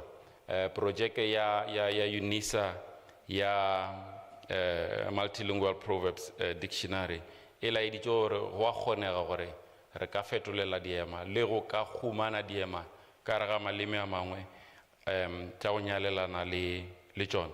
Ka boripana ke ra gore go hlokega gore re ke re tšee kgato ya go leka go humana mo baswa ba lego gona, re tšee diema tše re diše go bona gore ba tle ba kgone gore ge motho a šetše a bolela a dire ge di šika le manamane diete di a mmuša, e ra gore ke diema tše dingwe tše e le gore baswa ba selekgono tshedimošo le tsebo le bohlale bo bo lego ka gare ga diema tše ga ba sa bokwešiša, ga ba sa kwešiša gore ge re ba bona tša bopudi bo kgakala tša bonkudi bipilo ka mesela, ga ba tsebe gore re ra goreng.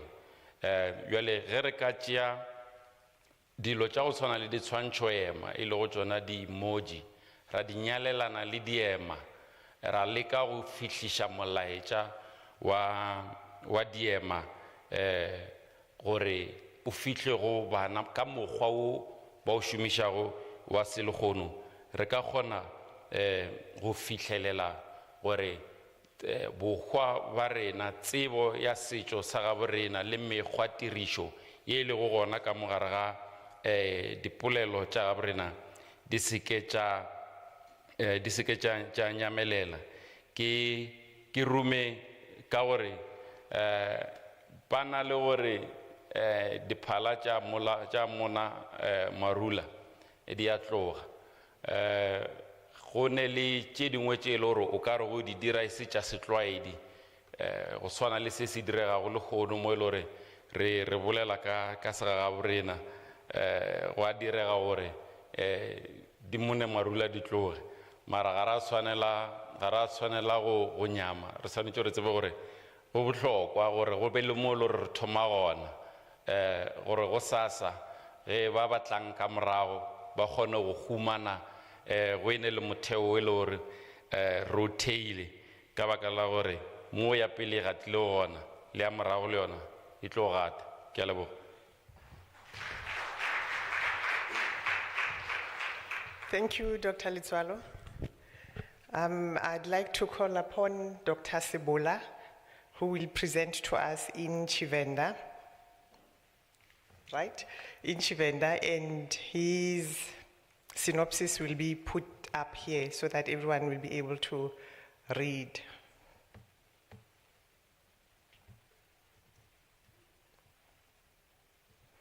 You can come closer, I don't bite.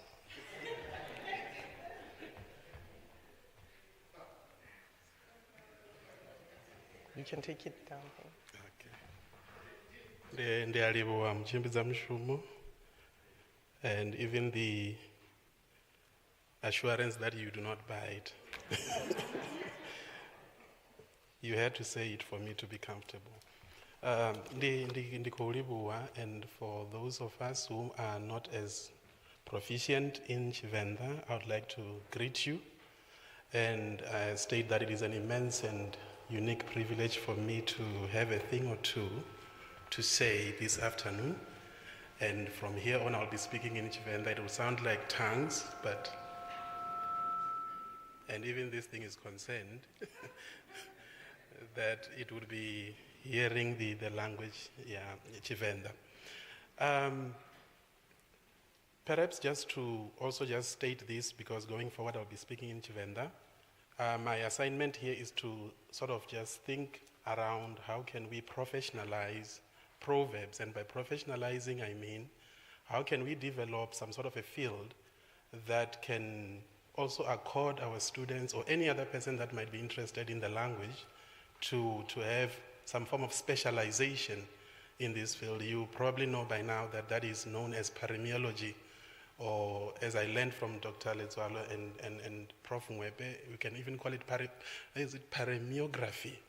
And I thought that was an interesting kind of coinage that we can build around, where we look at the linguistic structures of these proverbs as well as the semantics, the socio-pragmatic issues, and any other ethnographic issue that might be related to them.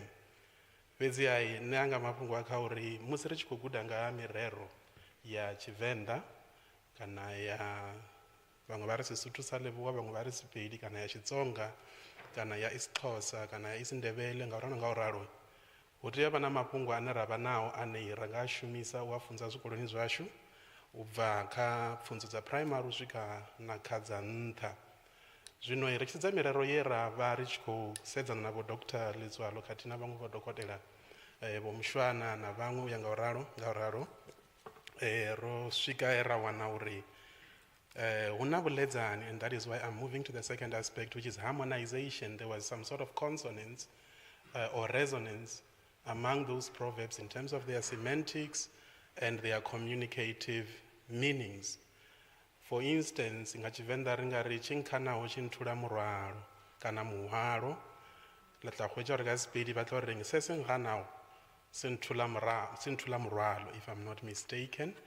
And you would find that as you continue that way, there's an agreement of some sort of harmonization in that regard. So project hei kana thandela hei ra vha nayo na vho Dr. Letswalo khathihi na vhaṅwe yo ri sumbedza uri kha nyambo dzi nna hu tshi vhambiwa Xitsonga, Tshivenda, Sepedi khathihi na Luisimane kana English, ri a kona u sedza murero muthihi ra ri kha nyambo dzashu u hone na. Arali khamusi wavha u murero une khamusi ri nga ri ṱhavhanyedza iḽa mbudzi tsalela iḽa kholomo, zwi tshi khou tou amba fhedzi uri if you do things hastily, you are likely to achieve minimal results, but if you are diligent and you take your time, you are going to achieve notable results. So there are such proverbs that discourage doing things in a hasty manner, and yet in the same language ndo wana una murero une wa ri tsetsetse i vhidza u gidima. In other words, slow is fast kana u ita zwithu nga u ongolowa na zwone vho zwi ri isa huṅwe fhethu. Zwa amba uri muthu kha ongolowe musi a tshi ita zwithu. So they appear to be antonyms, fhedziha zwi vha zwi tshi khou ombedzela uri these proverbs are not myopic or monolithic in terms of their focus. They can encourage being hasty, they can also discourage being hasty depending on the context. So nga Tshivenda ri dovha hafhu ra vha na murero une nga khamusi wa ri une u nga ri manga muthu kana a si vhumatshelo hawe. Ke e gapeletša ka Sepedi nka re manga a moshimane a se bokamoso bja gagwe. Ke gona do ke e swere. So manga hu tshi khou tou ambiwa cracked feet are not an indication that that boy would end up there. In other words, your background will not determine your future. And so when you look at this, you realize that our people were very observant, because manga would be indicative, or cracked feet would be indicative of how far along you have walked in life, and realize that that indication or those indications do not necessarily imply that you would remain in that condition forever. Zwino ri tshi sedza mirero ri nga ri mirero ndi khali kana it's essentially a pot within which we find a refinement of indigenous wisdom, and that wisdom would be transmitted from one generation to the other. Ngauralo mirero iyi ndi mbulungelo, or what we would call an archive of indigenous wisdom and cognitive creativity, if I might extend it to that. Zwino musi ri tshi khou sedza mirero ya Tshivenḓa ri tshi ndi tshi vho khunyeledza iyi, ri ḓo dovha ra wana uri musi ri tshi khou sedza mirero ya Tshivenḓa ri avha na zwine ra kona u zwi ḓivha nga Vhapeli kana nga Vhatsonga kana nga Vhavenḓa, ro to sedza fhedza uri kuhumbulele kwavho ku vha ko sendamela ngafhi. Arali vha pfa murero une wa ri wa vhona mbulu wa ri mbumbumbu, mubva murahu kana muḓa murahu u mbo ḓi ri mbulu yanga. Mbulu ndi nga tshikhuwa u tou pfi ndi iguana land, ndi a reptile, ndi tshikokovhi. Zwo amba uri Vhavenḓa vho ḓi ṋea tshifhinga tsha u observer kana tsha u lavhelesa tshikokovhi hetshi, vha dovha hafhu vha lavhelesa na muthu ane khamusi anga vha tshi khou vhona hetsho tshikokovhi nga nṱhani ha u kakamela kana a tshi angatela a lenga u amba uri ndi khou vhona mbulu. Oyo ḓaho murahu a mbo ḓi ḓa a tou amba nga khathihi a ri mini, mbulu yanga. Havha ene ono ṋewa pfufho. In other words, what they were saying is, if you see a girl that you like and you take your time to tell her, someone else will come. And ka polelo ya matšatši a re ba tlo betha ka stena, even if stena ba betha ka sona o se tše mo tšere. But essentially that the idea would be, please act when required to act. And so they would use such a term to encourage, or no, motho wa Modimo o godile, dira something. So as I wrap up, I would suggest that apart from just professionalizing these proverbs into a body of knowledge that can actually be a specialization, this idea of harmonization, polelo tše 4, so far, apart from the 4, harmonization, because I know in UCT they have CASAs, which is dealing with the harmonization of orthographies across the sub-Saharan Africa. And I'm thinking the same could apply ka merero yashu ya pano Africa Tshipembe, une Mupedi anga ḓa guda mirero ya Tshivenḓa, Muvenḓa anga guda mirero ya Sepedi kana ya Xitsonga ngauri ina vhuledzani, they harmonize in that sense. And tsho sala hafho ndi uri rino ri kone u zwi isa kha lubuvhisia, hu na ṱhalusa maipfi o sikuwaho ine khayo vha ḓo wana hedzi nyambo nna dzi tshi khou sumbedza uvha vhuledzani vhune ha vha hone khadzo. Zwino ndi nga amba ḽa kovhela fhedzi kha vha ri ndi gomedze henefha. Tshanḓa nṱha tshini.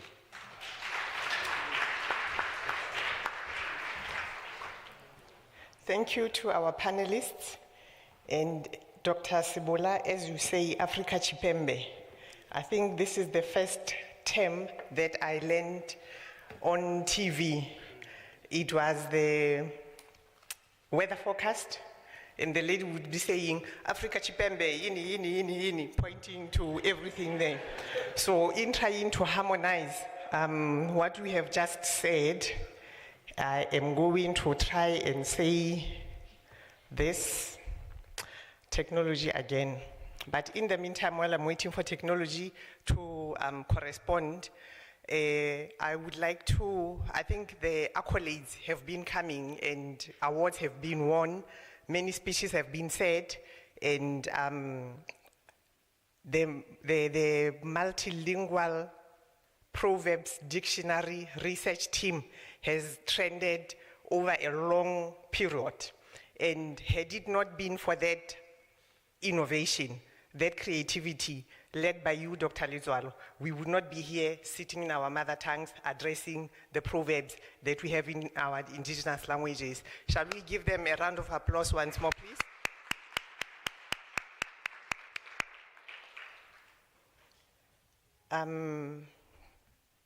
We have heard our panelists, and I think in the next it will not be triennial anymore. The next conference, what will it be? Quadriennial Conference of School of Arts. We shall hopefully be having headsets so that when they present in their respective languages, we have translators who will be able to translate in our mother tongues. So it must get there. Prof. Mwepe, Prof. Madonsela, I think they are the seniors from UNISA that I see here. Please take it forth. We are sending you. At this point, we step on to the questions after you have presented your views in your respective indigenous languages. We have questions that will be posed to the panelists, each one of them based on they have presented. And in answering those questions, or in attempting to answer those questions, the floor is also expected to add their views or their inputs. The first question that I would like to pose, to Dr. Nokele. Dr. Nokele, you said proverbs in isiXhosa, they are called iqhalo. And you mentioned the inkomo, engoma, yitsengwa, ibeka. In Sesotho, we have the same concept of kgomo ya mafisa.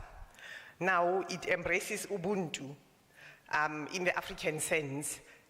Now the question that we pose to you is, straddling between African philosophy and social security, based on the unending polemics in the space, how can we bring in this element to the current environment to advance social cohesion and advancement of community building? How do we replicate Ubuntu in current times, in short?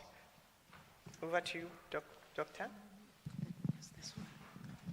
Thank you, Madam Chair. I was in awe.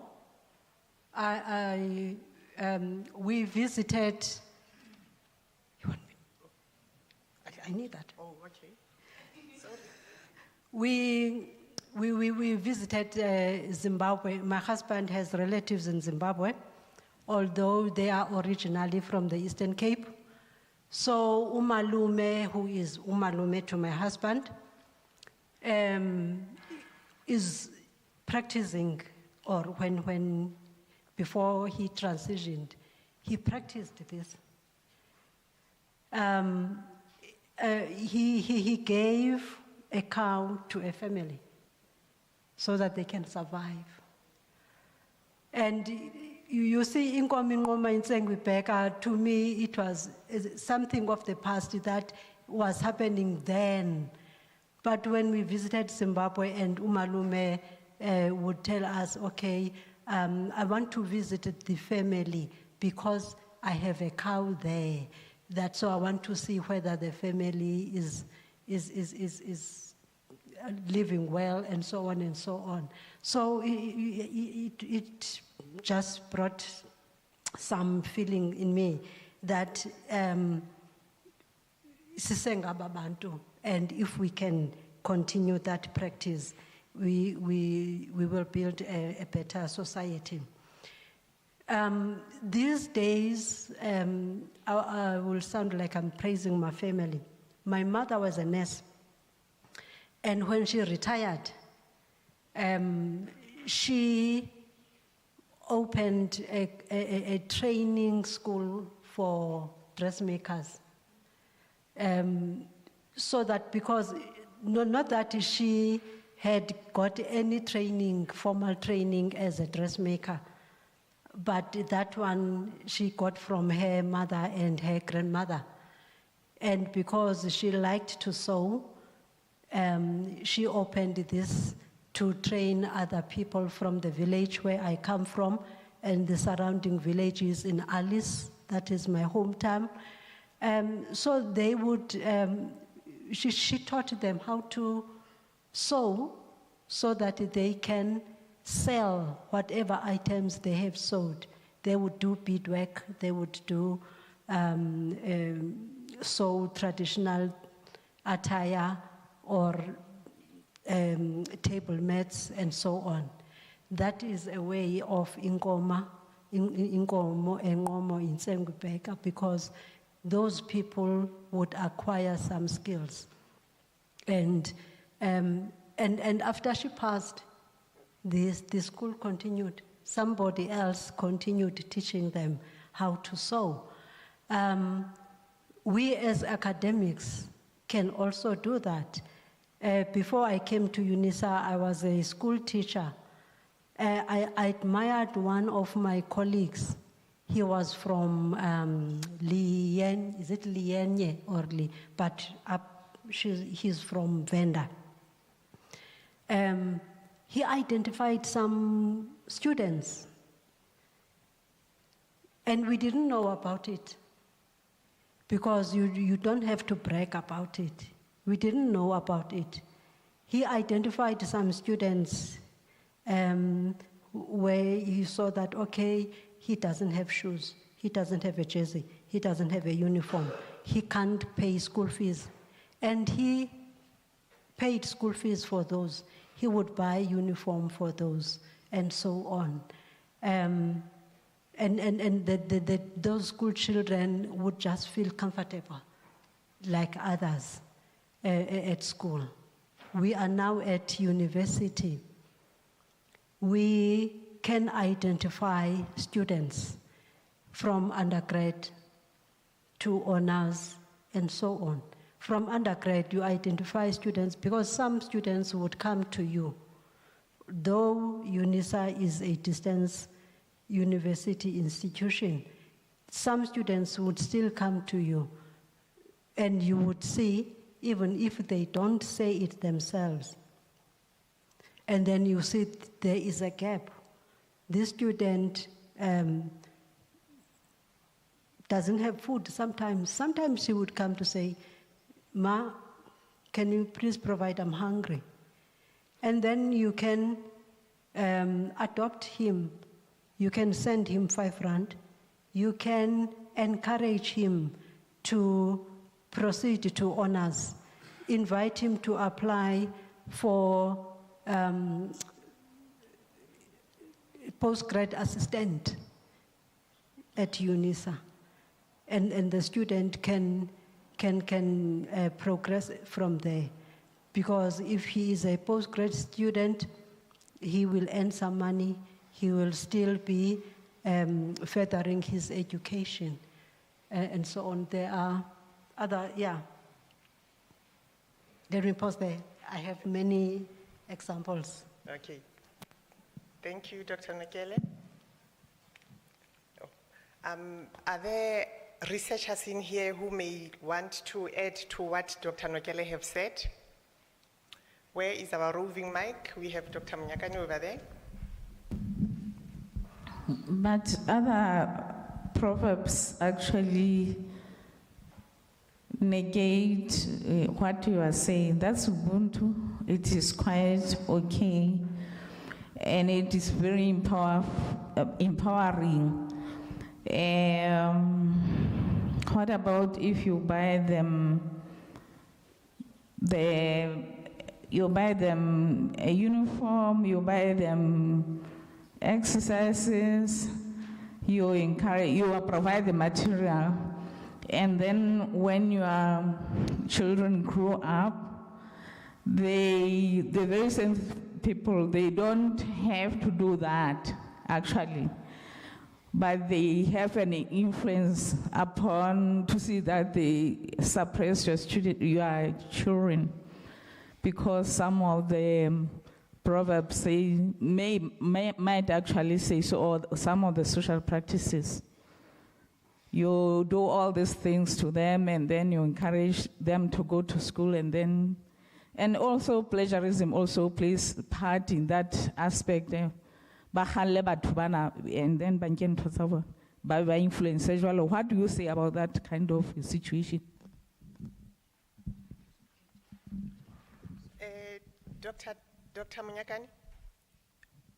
Dr. Mnyakani, the mic was a bit too close to you, so we couldn't, just in one sentence, can you repeat what you said? Oh.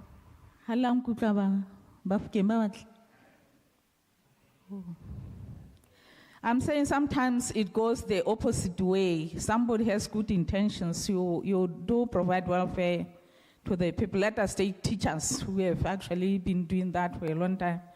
But you find that it does not happen that her or his children are treated the same way by the people. I'm just making an example of the children. You're not treated the same way, even when he's asking for They actually suppress this family because they have realized that it has particular things and they have to be theirs. Such proverbs are also there. What do you say about that? Because the society is the society with the wealth, Ubuntu, good things and the bad things that they have. I've just had that particular phrase on SABC when they were providing that the society also has, and that struck me that, okay, society also has some bad things, like sorcery. In our space, we also have a modernized one of plagiarism of ideas, and we have this kind of families whereby they really try, and you know that this particular person is such a very prolific person in terms of helping and empowering, but to the extent that sometimes things go the other way around, and for that particular person and the family or those close to him or her. We have also seen this in political spaces. Thank you, Dr. Munyakani. I think what you are raising is a human element. Every time someone comes up with something good, eventually down the road, someone will spoil it. But the challenges that we get should not be a deterrent to the good intentions of individuals when they are applied in society. And secondly, to elaborate further on that or bring it closer to home, AQUIP as a, what does it stand for again? Advanced Qualifications something program, AQUIP. It was intended good, but what did the academics do? To a point that it has been withdrawn. The same applies to what you're saying. It should not be, good things that are being done should not be deterred by the minor incidences where they pull them down. However, Dr. Nokele, perhaps you could respond to that? I think you responded better than I would. Yes, do good, it doesn't matter. Because if you don't want to, just because some people will come and rob you because, let's say, okay, family, I nearly got into trouble sometime because I said to my previous principal, but let me please don't say where this money comes from. And I think he was excited, I don't know, because when the kid passed the grade 12, he just,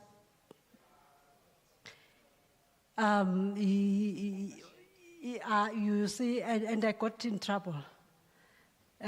But the thing, what's important is that you did what is good, what your heart told you what to do. There will always be the negatives, but do the good, doesn't matter. Thank you, Dr. Nakele. If it's good, it's worth it. And if it's done in good spirit, it advances humanity. I think that's the summary. Moving on to our second speaker who gave us a presentation to Dr. Letswalo. Proverbs offer a portrait of the meaning of life within society and about its unique existential challenges. While they capture the wisdom, traditional knowledge, and values of the environment and the nature of a society, they also provide an opportunity to educate. What are the innovative ways that could be used to capture the proverbs in ensuring that they become accessible to the fourth industrial revolutioners? Thank you very much. Cowards die many times before their death.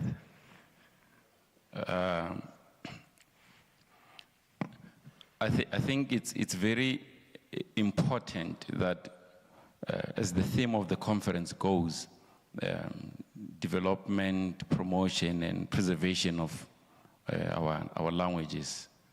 As we preserve the languages, but we need to check how are we preserving the languages. And I think the keynote speaker on Monday emphasized on that point to say how do we preserve.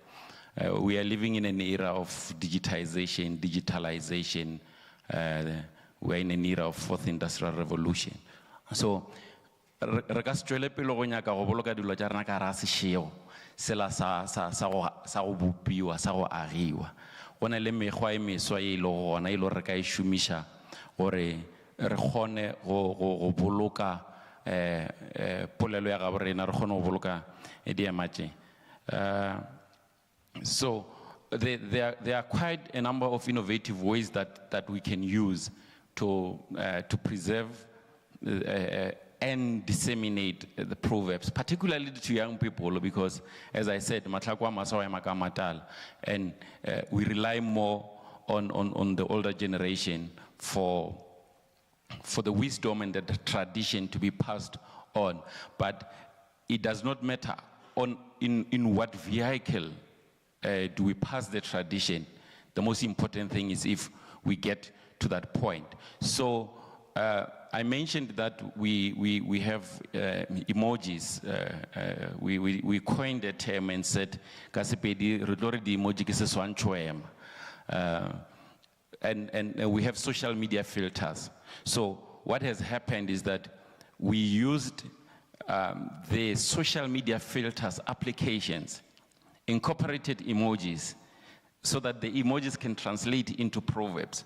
So young people look at the emojis because that's what they are using nowadays. And through the combination of certain emojis, they are able to derive a proverb. So even though they may say proverbs are outdated, and there's a form of barbarism and backwardness in the proverbs, but because we are using something that is on their fingertips, then they find interest in that. We go to an extent of gamification. How do we use gamification in promoting the use of proverbs? Dr. Sebola touched on a point of professionalizing proverbs, tapping into parameology and parameography. We have mobile apps that we can use. There are 3D mobile apps that are being used, and those mobile apps can be used to communicate proverbs. So where users on a daily basis, they can get notifications on what is the proverb of the day. I think young people nowadays, they've started something on social media, and they'll just randomly go to a person and say, give me word of the day. And word of the day does not mean it's just one word. They are just saying, what is the motivation that you can give to us? To summarize, social media platforms. We find a lot of young people on social media platforms. We can use podcast, and we can also use chatbots.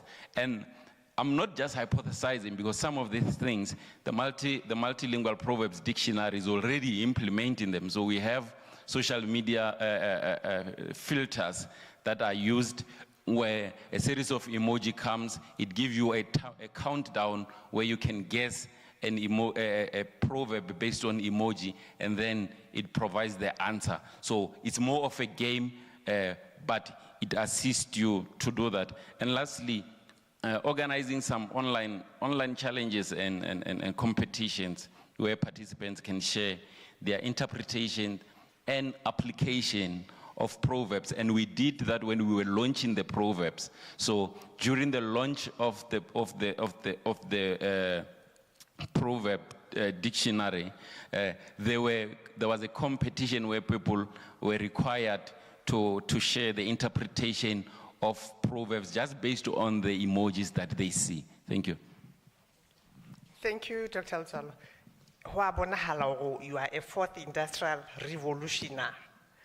The examples that you give, they are they can piggyback so much on technology and the widespread use thereof in our indigenous languages. It looks very hopeful. It looks very hopeful. However, I want to comment on Sisiu being a grain storer, and you said Sishiko is the grain storer, right? Now, if the grains if we have harvested too much grains, we do not have to pack it all in there because, or rather, let me rephrase that, saying if we have too much grain, instead of putting it in the sishiko, then we need to share it.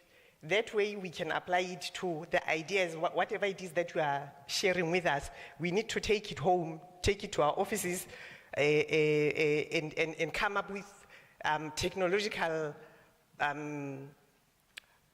projects in vernacular that incorporate technology.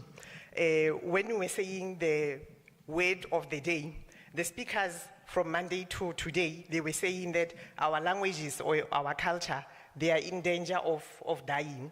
Now, Dr. Nokele said the granddaughter or the daughter says hi instead of Molo mama uvuke kanjani. I'm massacring your language, but please forgive me. Instead of asking how you are in vernacular, they only say hi kishap. Now, could we not in our respective homes play the word of the day today in vernacular? So when Dr. Nakele goes home next week, on Friday, she invents the game in her home in Xhosa. Prof will play the game in Siswati. Sesotho Saliboa, Chivenda in Sesotho. Will our children not be learning our vernacular languages? Will they? Yes or no? Yes. Audience, I'm not hearing you. Thank you for the resounding yes. So I'm going to follow up on that. Moving on to our last presenter, panelist, Dr. Sibula. Oh, the audience, are there any inputs from the audience on Dr. Litswalo's inputs? My roving mic over there, please. And another one there. Not you, Tatamasua. Gentleman over there. Thank you, Chair. Ndade Litswalo touched on the issue of the important role of proverbs in preserving and promoting our languages. I will add by saying that we should extend this to the society, because that's where proverbs are used, to check how proverbs shape the society. From where I've seated, I think we can facilitate social cohesion through proverbs, or to resolve conflicts through proverbs. In the Sepedi language, if someone has done something wrong on you and you want to attack the person, you'll be reprimanded by a proverb,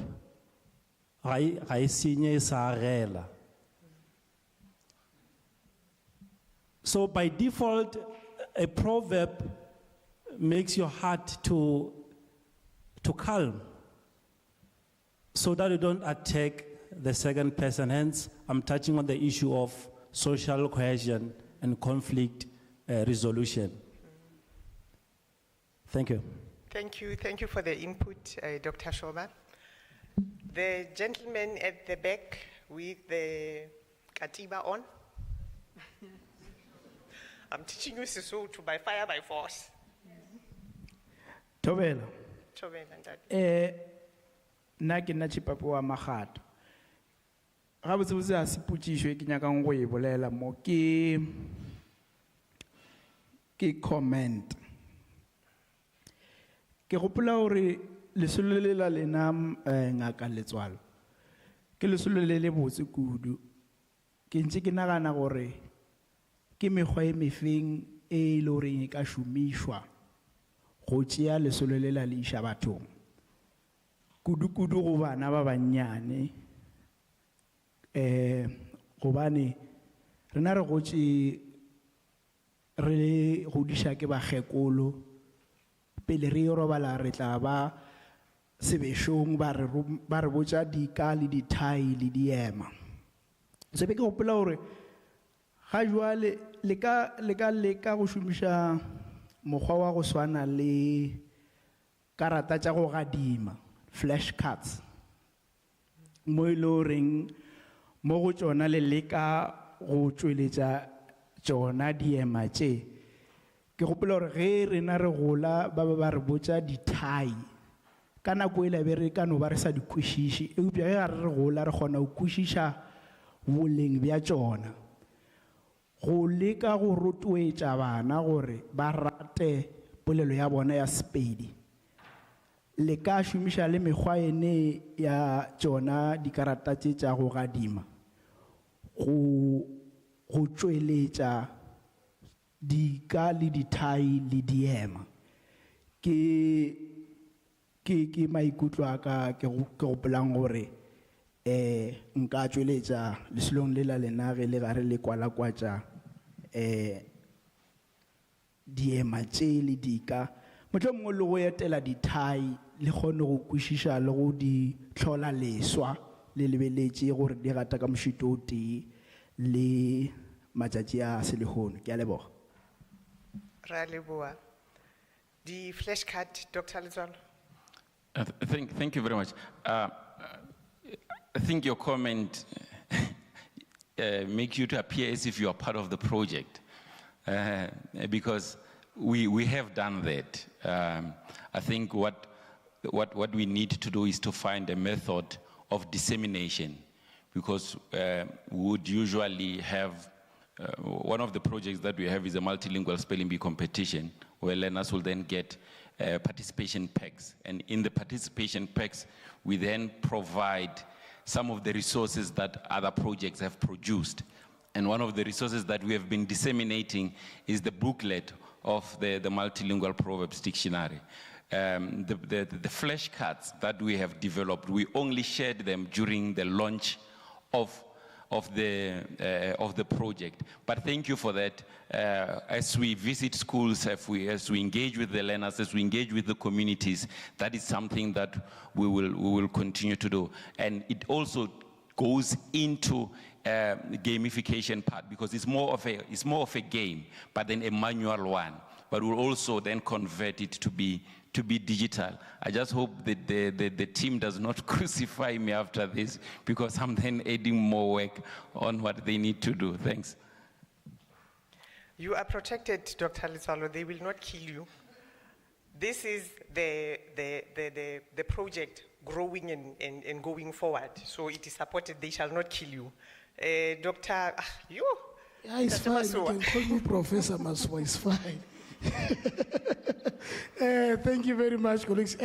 Mine is just to add on what Dr. Letswalo just said. I think it was during 2020, during COVID, that deep lockdown, when we were sitting at home and I was bored and afraid to go outside. Then I decided to take the emojis and put them together and share it on my status and say, can you come up with the proverbs for these emojis? Then what I came across is that other people, they came up with the new ideas. Because somewhere there I put a man and an X with impression Yahweh, Sabuhen Sirata Sinami. But now the ladies mostly who responded there, they came up with this one that says Monna Kisilepe wa Admisano. Then now what is this one now? And the other one, it was two dogs with a plate with an impression that the response was more no ncha ejan chanyana. And another the understanding ya ka mono in a later by ya hore maelana a reng ncha pedi ha e hlolo ke sebata. So I discovered that there are new ones which have been formed based on what they saw. There are new ones. What I'm trying to say is that that approach is a very good approach that one can use even during teaching and learning. And I appreciate that effort. Thank you so much. Thank you, Dr. Masua. To add on to that, the contemporary Sesotho proverbs, when we have time, kindly read the thesis of Dr. Ritabile Poza. She made a collection of those, and we'll be surprised to see what the Basotho came out with. Moving on, I think Dr. Masua was the last. Oh, we have Professor Ojo. Oh, thank you very much, the panelists. I have two questions.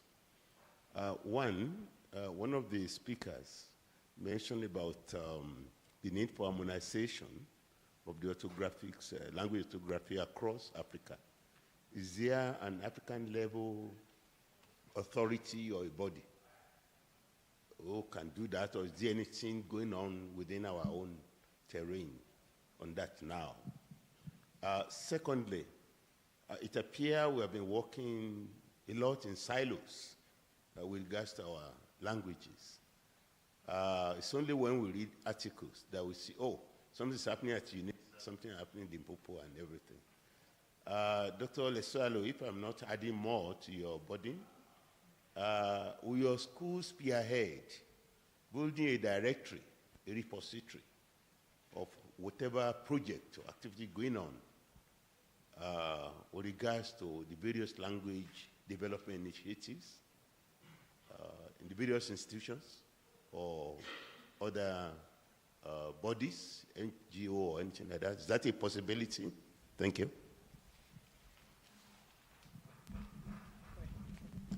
Thank you so much. I think it was in 2022, I co-authored a paper with Professor Budundrin, and the paper was published. We were doing some sort of a comparative study between Chivenda proverbs and Yoruba proverbs, particularly those that resonate semantically.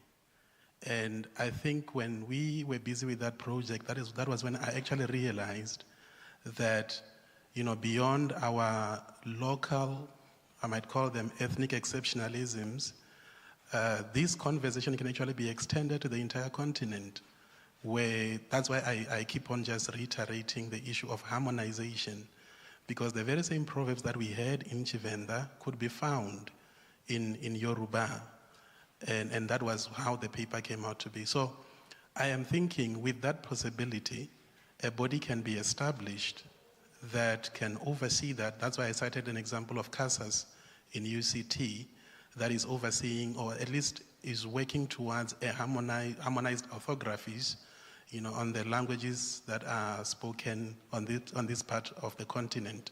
So I think if the same effort, if not more, is exerted towards that direction, we should be able to do that.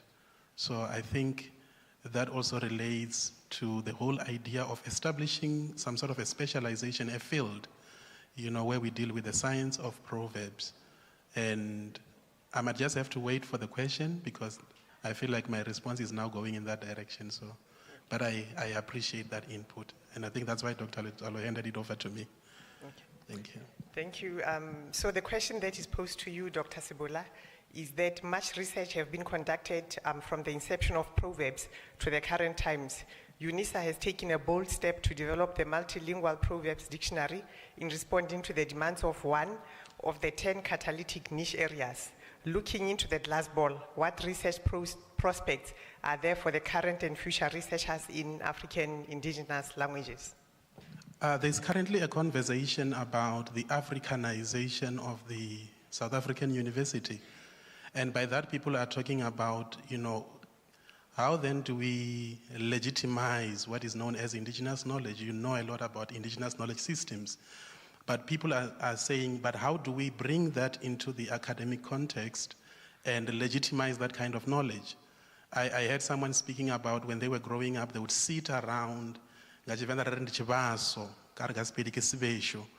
so it's far much more than just a fireplace or a hearth.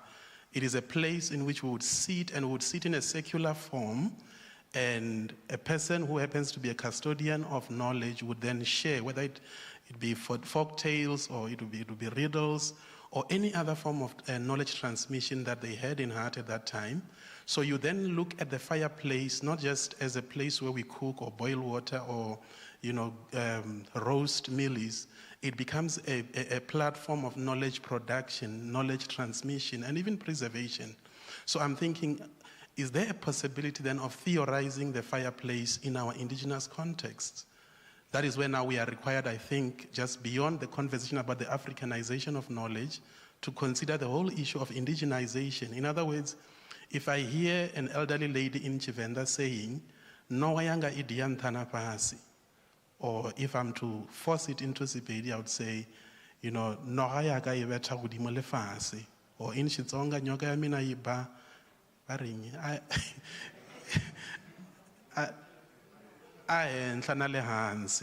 So if you listen to that, someone is just saying, "My snake is eating up and down," or at the top and the bottom. But what the lady is saying is a metaphorical kind of language. What she's saying is, "I have a running stomach." And you take that lady to, let's say, to a medical practitioner who does not have this particular context of speech, the diagnosis will be terrible. But we want to hear, why did they come up with such a metaphor, for instance, or a metaphorical language? And so I think that whole idea of indigenization would include, let's take these people and speak to them. That whole idea of sitting in a circle, because if you check, most of the things African are secular in shape. You look at our hearts, they are, the hearts that we used to stay in, secular in shape. You rarely find anything rectangular. Look at our horo, for instance. Look at, what am I thinking? Our bangles. It's almost everything secular, and that has a philosophy behind. Everything is never, it sort of has no beginning and no ending. It's dynamic. And there's a philosophy around that whole idea. What makes them consider a uterus as a snake, Nora? There's a philosophy around all of that. So I think, apart from just indigenization, we have to consider documentation, because when these people die, the common parlance would be a library has just been burnt down. But if we document what they carry, I think it would be a step in the right direction, and we can try our best to theorize around that, even in the academic space. And I see Dr. Lejalo also has an input in that regard. Thank you so much. May I kindly override that? Yes, thank you. Thank you. At this point, we would like to give the opportunity to Prof. Mwepe to come and be the respondent to what our panelists have presented to us. Round of applause for Prof. Mwepe.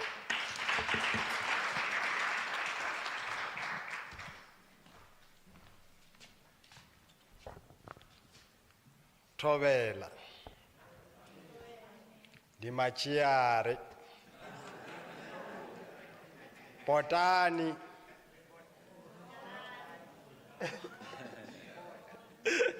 You're not responding more. I've also realized that I cannot speak a single language after this panelist has presented. So I am out of multilingualism. I am out of bilingualism. I'm even out of monolingualism. So I'm non-lingualism. So I am in trouble. As I'm listening, the first speaker, Dr. Nokele, speaking in isiXhosa, she reminded me in my first days when I was in Cape Town, when I started to work in Cape Town. So at church, I was interpreting from isiXhosa to Sepedi for the Setswana speakers. Again, they saying where there is in the land of the blind, a person with one eye is the king. So I was the king in the sense that I could understand a little bit of isiXhosa, and then the Setswana speakers would understand Sepedi. So there were no other speakers, so they said, just interpret for them. And then I went with confidence because I realized that they don't understand. Is it because as speakers, they don't understand what I'm going to say. And these ones, they also don't understand what I'm hearing from that side. So the clergyman said, Indonga sa Jericho sa Dilika. Indonga sa Jericho. And it was for the first time I heard the word Indonga. And sa Dilika, but I know Jericho. So I just said the blind man of Jericho could see. And no one heard that I made a mistake. And then I went home. When I read the Bible, I found that, oh, the wall of Jericho has fallen. But it does help to understand something. But from there, I can say, oefening bargains. As je kan Afrikaans praat, je kan weet dat oefening bargains. Wat betekent dat? Ons weet niet. Practice makes perfect. As you practice. So, having said that, let me be the first to congratulate the panelists, not for what they were saying here. I congratulate them for contributing to a multilingual book that we are editing. It is written in different languages, the chapters, contributions. Anybody was writing in any language that they can speak. Dr. Sebola submitted a manuscript in Shivenda, Dr. Letswalo in Sesotho sa Leboa, Dr. Nokele in isiXhosa. So to make the manuscript complete. So for that, I think that they are contributing towards multilingualism. So let us give them a round of applause. Yeah, the book is titled Soshanguve Paremiology Plus. We are calling it Plus because we have also included some proverbs from Shona. And now, going forward, I'm saying that at least now, I'm not going to be speaking Chivenda in an empty stomach. You know, if you speak a Chivenda in an empty stomach, what happens? I don't know. You'll be admitted in hospital. So says the social media. But duba la musi lido difagamanda. Duba na musi lido difagamanda. Yes, because we are multilingualism. I don't know. I'm trying to make a verb out of that we are speaking in multilingual yes. So my take home from the panelists is that we may speak different languages. And these languages, but we know from the Tower of Babel that the source is the same. And there is a common thread, or maybe to borrow from Dr. Sebola, the harmony that he talked about. And from the talk from everyone, I could hear that the proverbs are all about ancient African philosophy. It is a philosophy that will help you, even in terms of economy, as I've heard, in terms of socially. And I heard even Dr. Shagu saying that you can use the proverb to even ask for forgiveness. So, and I can see that Sehwa se abolela kere sere Sehwa sere soana le sa iting le tšea kgaetšedi. But English, in Northern Sotho, we are saying that if you have never left your mother's kitchen, you'll think that your mother is the best cook. And then we were told about the different proverbs like Indlovu aisindwa gumpotoi wayo. Yes. So the values, the beliefs, and the traditions of different cultural groups is what the whole panelist is trying to drive home, and the whole multilingualism, multilingual proverbs is about. And this reminds me of a song by Selogalan. Selogalan is singing this song of Wainama. Unfortunately, I can't sing. He say, Wainama we Wainamolo. Aramawe gemoloi. Mao ke moloi, if you uina moloa. It means that this saying, when people were working in the field, they were all singing this song to encourage people to work and so that you don't become lazy. So if you start to be lazy, what is uimoloa? Like to stand upright. Then it means you're starting to relax. And then by that time, it means that your mother is a witch. If you stand like that, and everybody's going to look at you and say that your mother is a witch. So everyone keeps on waking, so that they don't want their mothers to be classified as witches. So you see the importance of that proverb in making people to work, and not to be lazy like the other professions, I can't say it, that make lunch under the tree. At lunch they make fire under the tree and then start to cook, and then after they eat and they sleep. You know those people. I don't know them. Yes, and there is a warning from the colleagues as they were discussing. The warning is about the gate crushers and gatekeepers. For me, that warning is that if we are not taking our proverbs seriously, so that we are developing them into gamification or improving them in social media, there will be gate crushers who are going to gate crash and take them, and thereafter they are going to be gatekeepers, and then you become gate crushers to your own heritage. We'll become gate crushers because now if they make let's say a game, we are going to buy that game, but from our own heritage. We're saying that our heritage is there, but we are not utilizing it. So that is one key message that I got, that we really need to put efforts towards contributing to what they are trying to do. And all is not lost, even if the youth is not interested in the proverbs. Dr. Lezwalo talked about the issues of social media, gamification, and others. And even those games can be made live, and then people play them on the internet and everywhere. And having said that, I don't want to present another keynote address. I just want to congratulate the panelists and saying, let us give them a round of applause, and thank you.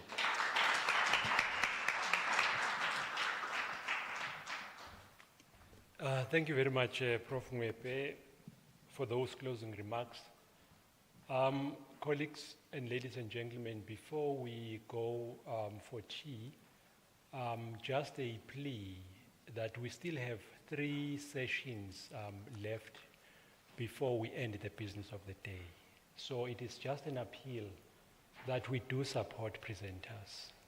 It is really demoralizing and also, unfair for presenters to present in an empty room. So that was just an appeal. But as we end this session, I think the impression that has been created is that as much as we would like to keep, our tradition going, but we also have to be mindful of the economy that comes with it, and also the digitalization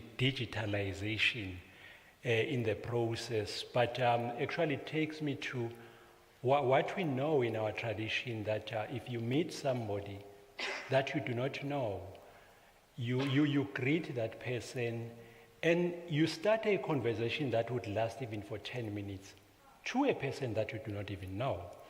But remember, at that time, that person is not representing himself or herself. So when you even say, how are you? You are not even saying to him, how are you alone? But yourself and your family, where you come from. But also even the people in the village. You will even get, maybe that person would share with you what has transpired even in the neighborhood. And you will be interested in knowing what has happened. That conversation would actually last for about 10 minutes. Yes, we went on with time. And then we started to probably mix with other languages. and we allowed them to come to our space. Maybe economizing again with time, you would then say, crossing over to another language, hello. No longer maybe sawubona, dumela, and so on and so forth, but it's hello. That would represent, whatever that you would have said in your own language. Those are syllables that we have used. And then probably as we go on with time again, probably hello, maybe 2 syllables, I don't know. And then you say hi. You see, you have moved now to hi. Then as we continue, probably it's a matter of, so you no longer now, saying the whole hi. So we then have to guard against that, which would be misrepresenting ourselves and our tradition. Thank you very much. We are going to break for tea now, and then our next session will start at 3:30. Thank you very much. Can you give yourself a round of applause in the panelists? Thank you.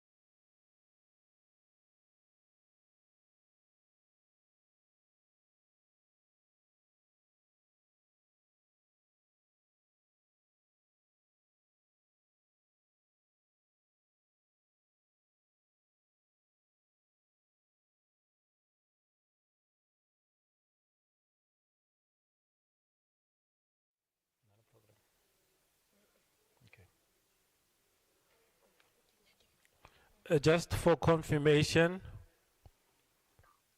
is Andile Aba here? Okay. Okay, I see Rachel is here as the first presenter. Dakalo Batting. Okay.